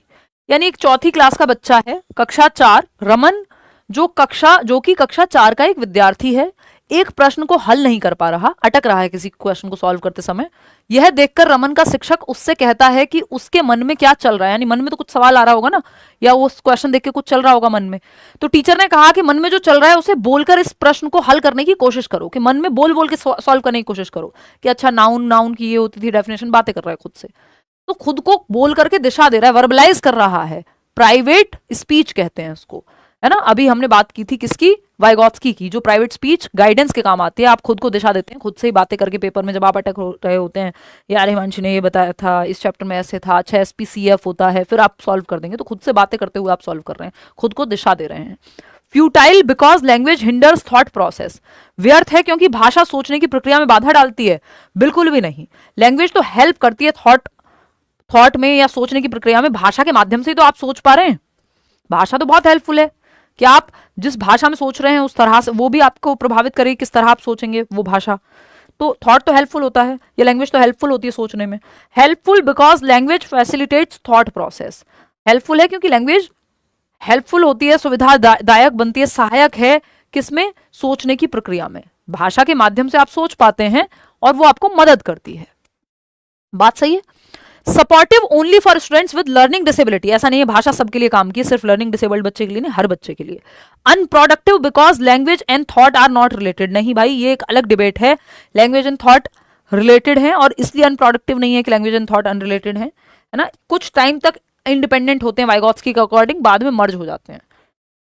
पियाजे कहते हैं पहले thought आता है बाद में language आती है, ये अपने आप में एक कहानी, किसी और सवाल में बहुत अच्छे से डिटेल में समझेंगे, आज के लिए इनफ डिटेल्स हैं। तो सेकंड ऑप्शन है कि हेल्पफुल होगा ये जो सोचना है बच्चे के लिए, वर्बलाइज करना, प्राइवेट स्पीच, लैंग्वेज हेल्पफुल होती है। लैंग्वेज एक टूल है कॉग्निटिव डेवलपमेंट में, जो कि वाइगॉत्स्की कहते हैं कि संज्ञान के विकास में, मानसिक विकास में, मेंटल डेवलपमेंट में लैंग्वेज एक यंत्र के रूप में काम आती है। वो सोसाइटी, कल्चर और लैंग्वेज, SCL, इन 3 चीजों को वाइगॉत्स्की महत्वपूर्ण मानते हैं कॉग्निटिव डेवलपमेंट में। आगे काम आएगा किसी और क्वेश्चन में, किसी और दिन, ध्यान रखिएगा। अ टीचर हु, इतनी बढ़िया तरीके से, इतनी बार आपको, बढ़िया तो खैर आप डिसाइड कीजिएगा, बट इतनी बार इतने अच्छे ढंग से कोशिश की जाएगी दिमाग में समझाने की, बिठाने की आपके, कि आपको अपने आप पता हो कितना भी मुश्किल क्वेश्चन आ जाए, आप मुश्किल क्वेश्चन में तो बिल्कुल ना फंसे, है ना। आसान में तो फिर फंसेंगे ही नहीं, जब मुश्किल में नहीं फंसेंगे तो। क्वेश्चन नंबर 24 देखिएगा, a teacher who believes in constructivist pedagogy would, एक शिक्षक जो रचनावादी शिक्षा शास्त्र में विश्वास करता है। देखिए कंस्ट्रक्टिविस्ट पेडागोजी बेस्ट है, क्योंकि यहां बच्चा नॉलेज को कंस्ट्रक्ट करेगा, एक्टिव होगा। पियाजे और वाइगॉत्स्की दोनों ही रचनावाद एक स्कूल ऑफ थॉट है, विचारधारा है, जिससे बिलोंग करते हैं कंस्ट्रक्टिविज्म से। तो कंस्ट्रक्टिविस्ट पेडागोजी क्या करेगी, वुड किस लिए आवश्यकता है, अवॉइड कनेक्टिंग कंटेंट, नहीं है तो कनेक्ट करेंगे रियल लाइफ से, रचनावादी तो एक्टिव रखते हैं बच्चे को। Avoid judgement of students solely on the basis of socio cultural background, ये बात सही है कि जो रचनावादी है वो बच्चे के एक्टिव होके, ये चाहे प्याजे हो वाइगॉत्स्की हो, रचनावादी मानता है बच्चा ज्ञान की रचना सक्रिय रूप से कर सकता है, यानी knowledge can be constructed actively by the child itself. प्याजे कह रहे हैं बच्चा नन्हा वैज्ञानिक है, child is a little scientist, तो वो नॉलेज को कंस्ट्रक्ट करेगा, जैसे वैज्ञानिक जो है क्यूरियोसिटी से एक्सपेरिमेंट कर करके ज्ञान का सृजन करता है, ऐसे ही बच्चा भी अपनी समझ का विकास करता है। वाइगॉत्स्की कह रहे हैं बच्चा एक्टिवली नॉलेज को कंस्ट्रक्ट करेगा, बस समाज की हेल्प ज्यादा लेगा या समाज उसे बहुत मदद करेगा एक्टिवली कंस्ट्रक्ट करने में। कह रहे हैं दोनों के दोनों, पियाजे और वाइगॉत्स्की या रचनावाद यही कहता है कि बच्चा एक्टिव रहेगा और ज्ञान का सृजन कर लेगा। और ये अवॉइड करते हैं जजमेंट के बच्चे solely on the basis of socio cultural backgrounds. Vygotsky भी ये नहीं कह रहे कि सामाजिक सांस्कृतिक पृष्ठभूमि के आधार पर छात्रों के निर्णय लेने से बचें, बच्चे पे ठप्पा नहीं लगा रहे हैं कि ये समाज इस संस्कृति से आ रहा है तो सीख पाएगा या नहीं सीख पाएगा, ठीक है, ऐसा तो दोनों में से कोई नहीं कर रहा। वाइगॉत्स्की कह रहे हैं समाज और संस्कृति हेल्प करता है सीखने में।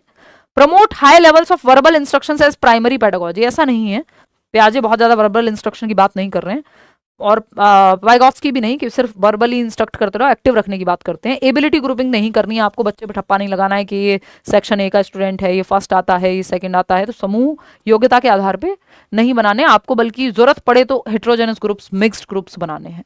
और एबिलिटी ग्रुपिंग की बात ये तो नहीं करेंगे, तो मिक्स्ड ग्रुपिंग की बात करेंगे कि हर तरह का, हर क्षमता का बच्चा हो, सिर्फ ऐसा नहीं है कि जो मैथ्स में फर्स्ट आते हैं उनका एक ग्रुप बना दिया, इंग्लिश वालों का एक ग्रुप बना दिया। मिक्स्ड एबिलिटी वाले बच्चे हों जो एक दूसरे से, किसी का मैथ्स अच्छा है, किसी की इंग्लिश अच्छी है, किसी की पंजाबी अच्छी, सब आपस में एक दूसरे से सीख रहे हैं, मिक्स्ड एबिलिटी ग्रुपिंग। तो ये बात यहाँ सही है कि जो कंस्ट्रक्टिविस्ट पेडागोजी है वो अवॉइड करती है इस बात का जजमेंट कि बच्चा किस बैकग्राउंड से आ रहा है, इस बेसिस पे बच्चे की क्षमताओं पे ठप्पा लगाने से बचती है, जो बात एकदम सही है। अब इसमें कई लोगों के मन में आ रहा होगा कि वाइगॉत्स्की तो कहते हैं सोशियो कल्चरल अप्रोच थियरी है उनकी, तो वो तो कहते ही होंगे, वो कह रहे हैं समाज और संस्कृति के माध्यम से बच्चा ज्ञान का सृजन करता है, लेकिन इसका मतलब ये नहीं कि वो ठप्पा लगा रहे हैं कि जिस समाज कि किसी एक समाज का बच्चा होगा जो सीख नहीं पाएगा और कुछ स्पेसिफिक समाज के बच्चे ही सीखेंगे, ऐसा कुछ नहीं कह रहे हैं वो। तो इसलिए ये ऑप्शन सही हो जाएगा। क्वेश्चन नंबर 25 देखिएगा, active engagement of learners implies that students, जो बच्चों का सक्रिय संलग्नता है, यानी एक्टिवली जो एंगेजमेंट है, बच्चे एक्टिवली जब सीख रहे हैं, तो इंप्लाइज दैट ये क्या तात्पर्य है कि छात्र इंक्वायर, एक्सप्लोर एंड क्वेश्चन। आपको देख लेना बच्चा सबसे ज्यादा एक्टिव किस ऑप्शन में है। रोट मेमोराइजेशन हो ही नहीं सकता, फैक्ट को रट रहे हैं, तथ्यों और सूचनाओं को रट रहे हैं, गलत। Actively value marks and competition, competition होगा भी तो बच्चे का खुद से होना चाहिए, दूसरों से नहीं। वैल्यू मार्क्स को जो वैल्यू है सिर्फ मार्क्स की है ना, तो ये भी बेकार है। Consider textbook as the sole source of knowledge, कि सिर्फ जो भी है करता धरता वो पाठ्य पुस्तक ही एकमात्र स्रोत ज्ञान का, बाकी दुनिया में कोई स्रोत ही नहीं है। तो बच्चा तो अपनी सोसाइटी में खेलते हुए भी सीख सकता है, किसी असाइनमेंट को बनाते हुए सीख सकता है, इंटरनेट से सीख सकता है, एक्टिविटीज से सीख सकता है क्लास में। तो सिर्फ text book is one of the resources, कई सारे संसाधनों में से एक संसाधन है जो आपकी किताब है, पाठ्य पुस्तक है, एकमात्र संसाधन नहीं है, it is not the only source of knowledge, ठीक है ना।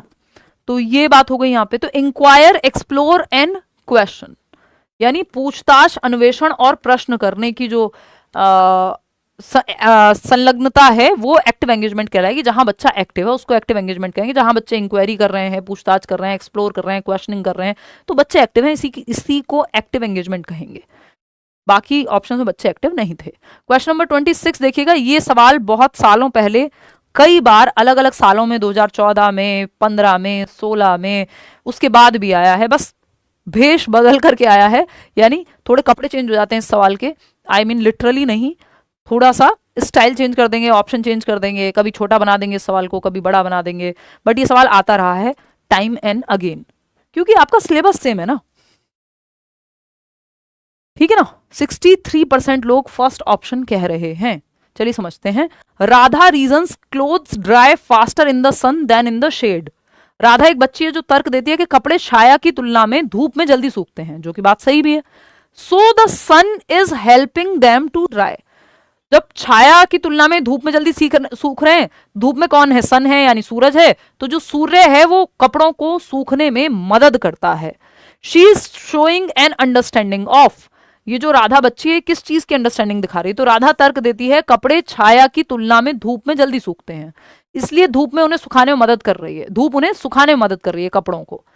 तो ये क्या है? ये रिश्ता क्या कहलाता है कि धूप की वजह से कपड़े जल्दी सूख रहे हैं। ये कॉज एंड इफेक्ट का रिलेशनशिप है, जो किस स्टेज में आता है? 2 से 7 वर्ष प्री ऑपरेशनल स्टेज। अलग अलग समय पे अलग अलग तरीके से ये सवाल आता रहा है सीटेट में। ब्याजे से संबंधित ये सवाल है, प्री ऑपरेशनल स्टेज। इसमें कोई रिवर्सिबल थिंकिंग नहीं है कि मेंटली रिवर्स कर लिया उसने किसी एक्शन को, कि 3 दूनी 6 होते हैं तो 2 तिया भी 6 होंगे। ये रिवर्सल नहीं है। डिसेंट्रेशन है कि आप बाकी पहलू देख पाओ किसी एक सिचुएशन के, है ना। इसमें वो भी नहीं है कि बहुत सारे फीचर्स देखने हो। एनिमिज्म में आप निर्जीव को सजीव समझते हैं, तो वो भी नहीं है। ये सिंपल है, कॉज एंड इफेक्ट रिलेशनशिप दर्शाता है कि भाई बिकॉज ऑफ द सन या हीट की वजह से, सूर्य की वजह से, ये क्या है? सन क्या है? कॉज है यहाँ पे, है ना। सन क्या है? कॉज है। या सनलाइट क्या है? कॉज है। इफेक्ट क्या है? कपड़ों का जल्दी सूखना। तो ये कारण और प्रभाव समझ में आ जाता है बच्चों को 2 से 7 वर्ष में। कॉज एंड इफेक्ट रिलेशनशिप ये कई जगह पे लागू होता है।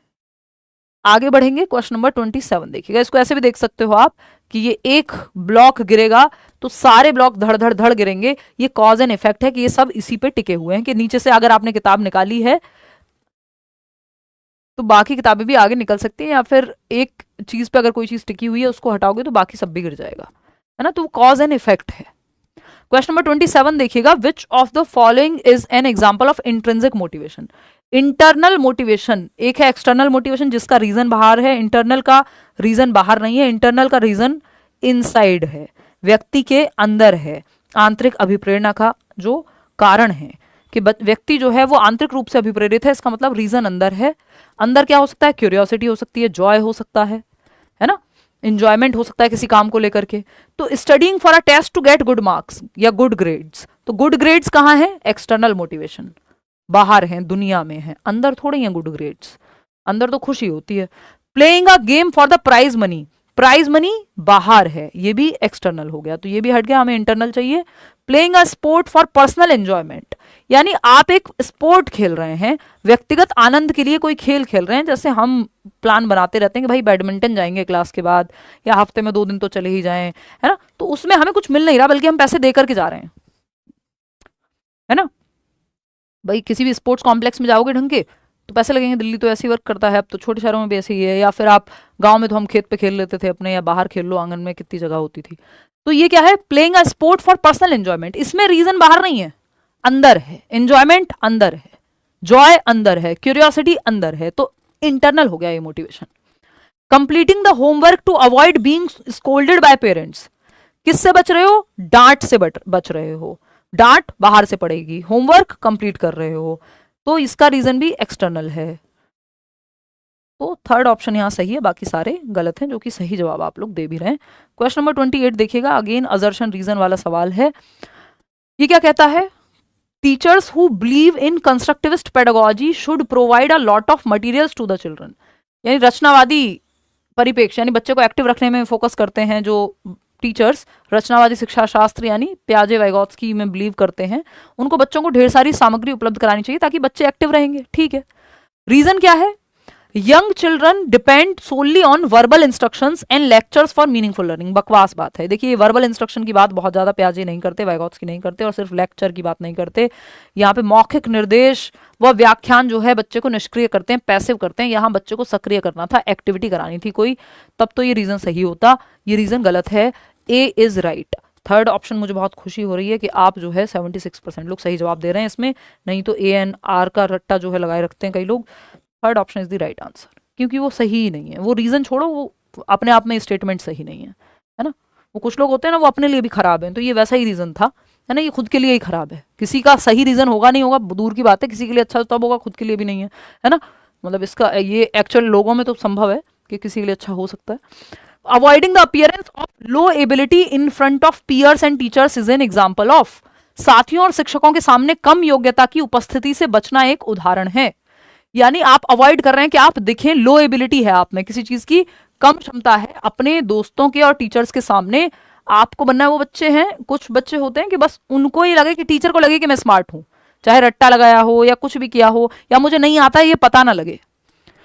तो ये क्या दर्शाता है? मास्टरी गोल्स हैं। मास्टरी गोल वाले को फर्क नहीं पड़ता बाहर कैसा लग रहा हूं, है ना। उसको महारत एक्चुअल में हासिल करनी है तो वो 4 सवाल पूछ लेगा कि मैम ये समझने आया, ये बता दो, क्योंकि उसको टॉपिक समझने में इंटरेस्ट है, मास्टरी हासिल करने में इंटरेस्ट है। रेंचो को याद कीजिए आप 3 इडियट्स के, है ना। वो दुनिया जहान के सवाल पूछ रहा है क्योंकि उसको मास्टरी हासिल करनी है। उसको इस बात से फर्क नहीं पड़ रहा कि लो एबिलिटी की अपीयरेंस ना हो, कि टीचर के सामने बस इमेज ना खराब हो कि मुझे कुछ आता नहीं है। परफॉर्मेंस अप्रोच गोल, परफॉर्मेंस अप्रोच गोल तो उसको तो फर्स्ट आना है कुछ भी करके, तो ये तो फिर भी जो है इसकी अप्रोच ये नहीं है कि इमेज खराब ना हो, किसी चीज से बचना इसकी अप्रोच नहीं है। इसको तो फर्स्ट आना है, ये अप्रोच है। वो चतुर रामलिंगम जो है 3 इडियट्स का जो रट्टे लगा करके, तो उसका फोकस ये नहीं है कि शर्म आएगी, फेल हो जाएंगे ये वो, उसका तो रीजन सिंपल है कि उसको तो फर्स्ट आना है। तो ये भी नहीं है, क्योंकि ये लो एबिलिटी छिपाने की बात नहीं हो रही, उसको तो लग रहा है मैं तो फर्स्ट आऊंगा। टास्क इन्वॉल्व गोल्स में भी आप टास्क पे फोकस करते हैं, इस चीज पे नहीं ना कि कैसे दिख रहे हैं बाहर। Performance avoidance goal is the right answer. Fourth option 45% लोग सही दे भी रहे हैं कि प्रदर्शन परिहार के लक्ष्य का। इसको आप फेलियर अवॉइडेंस जैसा भी मान सकते हो, जो हम 3 टाइप पढ़ते हैं ना, कि मास्टरी ओरिएंटेशन इसमें सबसे अच्छा होता है जो रेंचो का मॉडल है। परफॉर्मेंस ओरिएंटेशन फर्स्ट आना है कुछ भी करके जो चतुर का है, और फेलियर अवॉइडेंस वो जो राजू रस्तोगी है कि कुछ भी करके बस पास हो जाए, 33% नंबर आ जाए टाइप्स। तो परफॉर्मेंस अवॉइडेंस गोल्स जो हैं, ये परफॉर्मेंस को आप अवॉइड कर रहे हैं या फेलियर को अवॉइड कर रहे हैं, कि एबिलिटी नहीं है बस वो दिखे ना। तो इसका ये मतलब है fourth option is the right answer. आगे बढ़ते हैं, क्वेश्चन नंबर 30 देखिएगा। Which of the following is an effective way to promote critical thinking in the classroom. एक क्वेश्चन क्रिटिकल थिंकिंग पे आता ही है। समालोचनात्मक या आलोचनात्मक चिंतन को बढ़ावा देने के लिए निम्नलिखित में से कौन सा तरीका प्रभावी है? Encouraging rote memorisation of facts, रट्टाफिकेशन को बढ़ावा देके आज तक किसी क्रिटिकल थिंकिंग नहीं बढ़ी। क्रिटिकल थिंकिंग में सवाल पूछने होते हैं, सोचना होता है, दिमाग पे जोर डालना होता है, चारों दिशाओं में समझना होता है, फैक्ट क्या है, ओपिनियन क्या है, 2000 के नोट में चिप है कि नहीं है, इसको जस्ट मानना नहीं होता, इसको एनालाइज करना होता है, हर एक पहलू से देखना होता है, क्वेश्चन करना होता है चीजों को, उसको क्रिटिकल थिंकिंग कहते हैं। सिर्फ रटने को क्रिटिकल थिंकिंग नहीं कहते, इसको रट्टाफिकेशन कहते हैं। Discouraging students from asking questions, विद्यार्थियों को प्रश्न पूछने से ही हतोत्साहित कर दोगे? जी नहीं, प्रश्न पूछने के लिए प्रोत्साहित करोगे तब जाके क्रिटिकल थिंकिंग जागेगी, जब क्वेश्चन करेंगे लोग। Encouraging students to think independently and questioning assumptions, भाई जब क्वेश्चन करेंगे लोग कि वोट तो हम किसके लिए देते हैं? वोट हम देते हैं रोजगार के लिए, वोट हम देते हैं अच्छी सड़कों के लिए, अच्छे इंफ्रास्ट्रक्चर के लिए, अच्छे अस्पतालों के लिए। तो फिर वो क्वेश्चन करेंगे कि भाई बने क्यों नहीं ये पॉलिटिशियंस से। लेकिन हमारे यहाँ क्रिटिकल थिंकिंग नेगेटिव में है लोगों की, बहुत सारे लोगों की। वो वोट देते हैं धर्म पे, जाति पे, है ना। कोई बात नहीं जी, रोजगार मत दो, मर जाएंगे महंगाई से, कोई बात नहीं, है ना। लेकिन और ये किसी एक जाति के बारे में नहीं है, ये पूरा पैटर्न है, आप देख लीजिए, है ना। असली मुद्दे ये है ही नहीं, बहुत लोगों को पड़ी ही नहीं है। तभी तो आप देखिए कितने सारे पॉलिटिशियंस हैं, दुनिया जहान के क्रिमिनल केसेस हैं जिन पे। कैसे, क्यों, कौन दे रहा है वोट? हमारे और आपके जैसे लोग दे रहे हैं ना। तो क्रिटिकल थिंकिंग कहाँ है? क्रिटिकल थिंकिंग तो विंडो से बाहर पहुंच गई, खिड़की के बाहर, कहाँ है क्रिटिकल थिंकिंग? अगर क्वेश्चंस पूछे होते तो क्रिटिकल थिंकिंग तो जागती। ये सवाल तो हम खुद से नहीं पूछते, उनसे क्या पूछेंगे? तो क्रिटिकल थिंकिंग तो हमारे यहाँ तो बस भक्ति है। अगेन ये किसी जाति विषय व्यक्ति के बारे में नहीं है, स्पेसिफिक इन जनरल है। हम किसी एक्टर को भगवान बनाते हैं तो इतना बना लेते हैं, है ना। हम ये देखते ही नहीं एक्चुअल में कि क्या सवाल एक्चुअल में पूछा जाना चाहिए था। Anyways, encouraging students to think independently and questioning assumptions, यानी बच्चों को एनकरेज करना कि वो स्वतंत्र रूप से सोच पाए कि भाई अगली बार मेरा वोट जब जाएगा तो मैं ये देखूंगा मेरे आसपास जिसको भी मैं वोट देने जा रहा हूं उसमें सबसे ज्यादा योग्य व्यक्ति कौन है, कौन काम कर सकता है और किसकी संभावना है, पढ़ा लिखा है या फिर उसकी नीयत है काम करने की, या पहले किया है, या किसको मौका दिया जाए। ये एनालिसिस करूंगा बजाय इस बात के कि कौन किस जाति से, किस संप्रदाय से, किस पार्टी से खड़ा हुआ है। फिर आप देखते हैं बिहार में भी अभी इलेक्शन हुए हैं, फिर कितने वोट्स किसको मिलते हैं, है ना। तो छात्रों को स्वतंत्र रूप से सोचने और धारणाओं पर सवाल उठाने के लिए प्रोत्साहित करना, इससे बढ़ेगी क्रिटिकल थिंकिंग, है ना। यहां से दुनिया का जो बदलाव अगर हो सकता है तो ये क्रिटिकल थिंकिंग से ही संभव है। अदरवाइज तो आंखें बंद करके बस वीर पूजा, हीरो वर्शिप जिसको हम कहते हैं, भक्ति, कोई भी हीरो हो सकता है, बस हीरो बदलते रहते हैं, भक्ति बराबर रहती है ना। क्वेश्चन नंबर 4, ऑप्शन नंबर 4 देखिए, providing students with a set of predetermined answers to choose from, यानी स्टूडेंट्स को आप set of predetermined answer, पहले से आपने आंसर दे दिया, बेटा इनमें से चूज कर लो। उनकी थिंकिंग पे जोर डलवाना, थिंकिंग को जगाना क्रिटिकल थिंकिंग है, कि वो हर एक पहलू से सोच पाए, किसी चीज पे प्रॉपर चिंतन मनन कर पाए। तो third option is the right answer. 21st century skills, 21वीं शताब्दी के कौशलों में आती है क्रिटिकल थिंकिंग, और आपकी जो पूरी नेशनल एजुकेशन पॉलिसी है वो चाह रही है, कह रही है कि बच्चे के अंदर क्रिटिकल थिंकिंग जगाओ एक्चुअल में। ठीक है, तो ये था 30वां सवाल। होपफुली आपको पसंद आया होगा ये पूरा डिस्कशन और आपको समझ में आई होंगी चीज़ें। कहीं डाउट हो तो कमेंट्स में पूछ लीजिएगा। बैच में एनरोल करना हो तो आप एनरोल कर लीजिएगा, करियर ऐप पे जा करके। लाइक शेयर सब्सक्राइब ना किया हो कर लीजिएगा, सेशन पसंद आया होगा। और कोशिश तो ये है, हालांकि अभी ऑलमोस्ट 12 बज गए हैं, ये PDF आपको विद आंसर्स मंडे से पहले बाकी जो पेंडिंग PDFs हैं, जितने भी सेशंस हुए हैं उनके सबके, ये टेलीग्राम चैनल पे मिल जाएंगे। बाकी नोट्स वगैरह और वो सब जो भी आपका NCERT की नोट्स हैं, क्लासेस हैं, ये है वो है, वो सब कुछ आपको एक जगह चाहिए तो फिर आप बैच में एनरोल कर सकते हैं। ये फ्री मटेरियल है जो मैं बात कर रही हूँ। ठीक है, आउट ऑफ 30 क्वेश्चंस कितने ठीक हुए वो आप बताएंगे।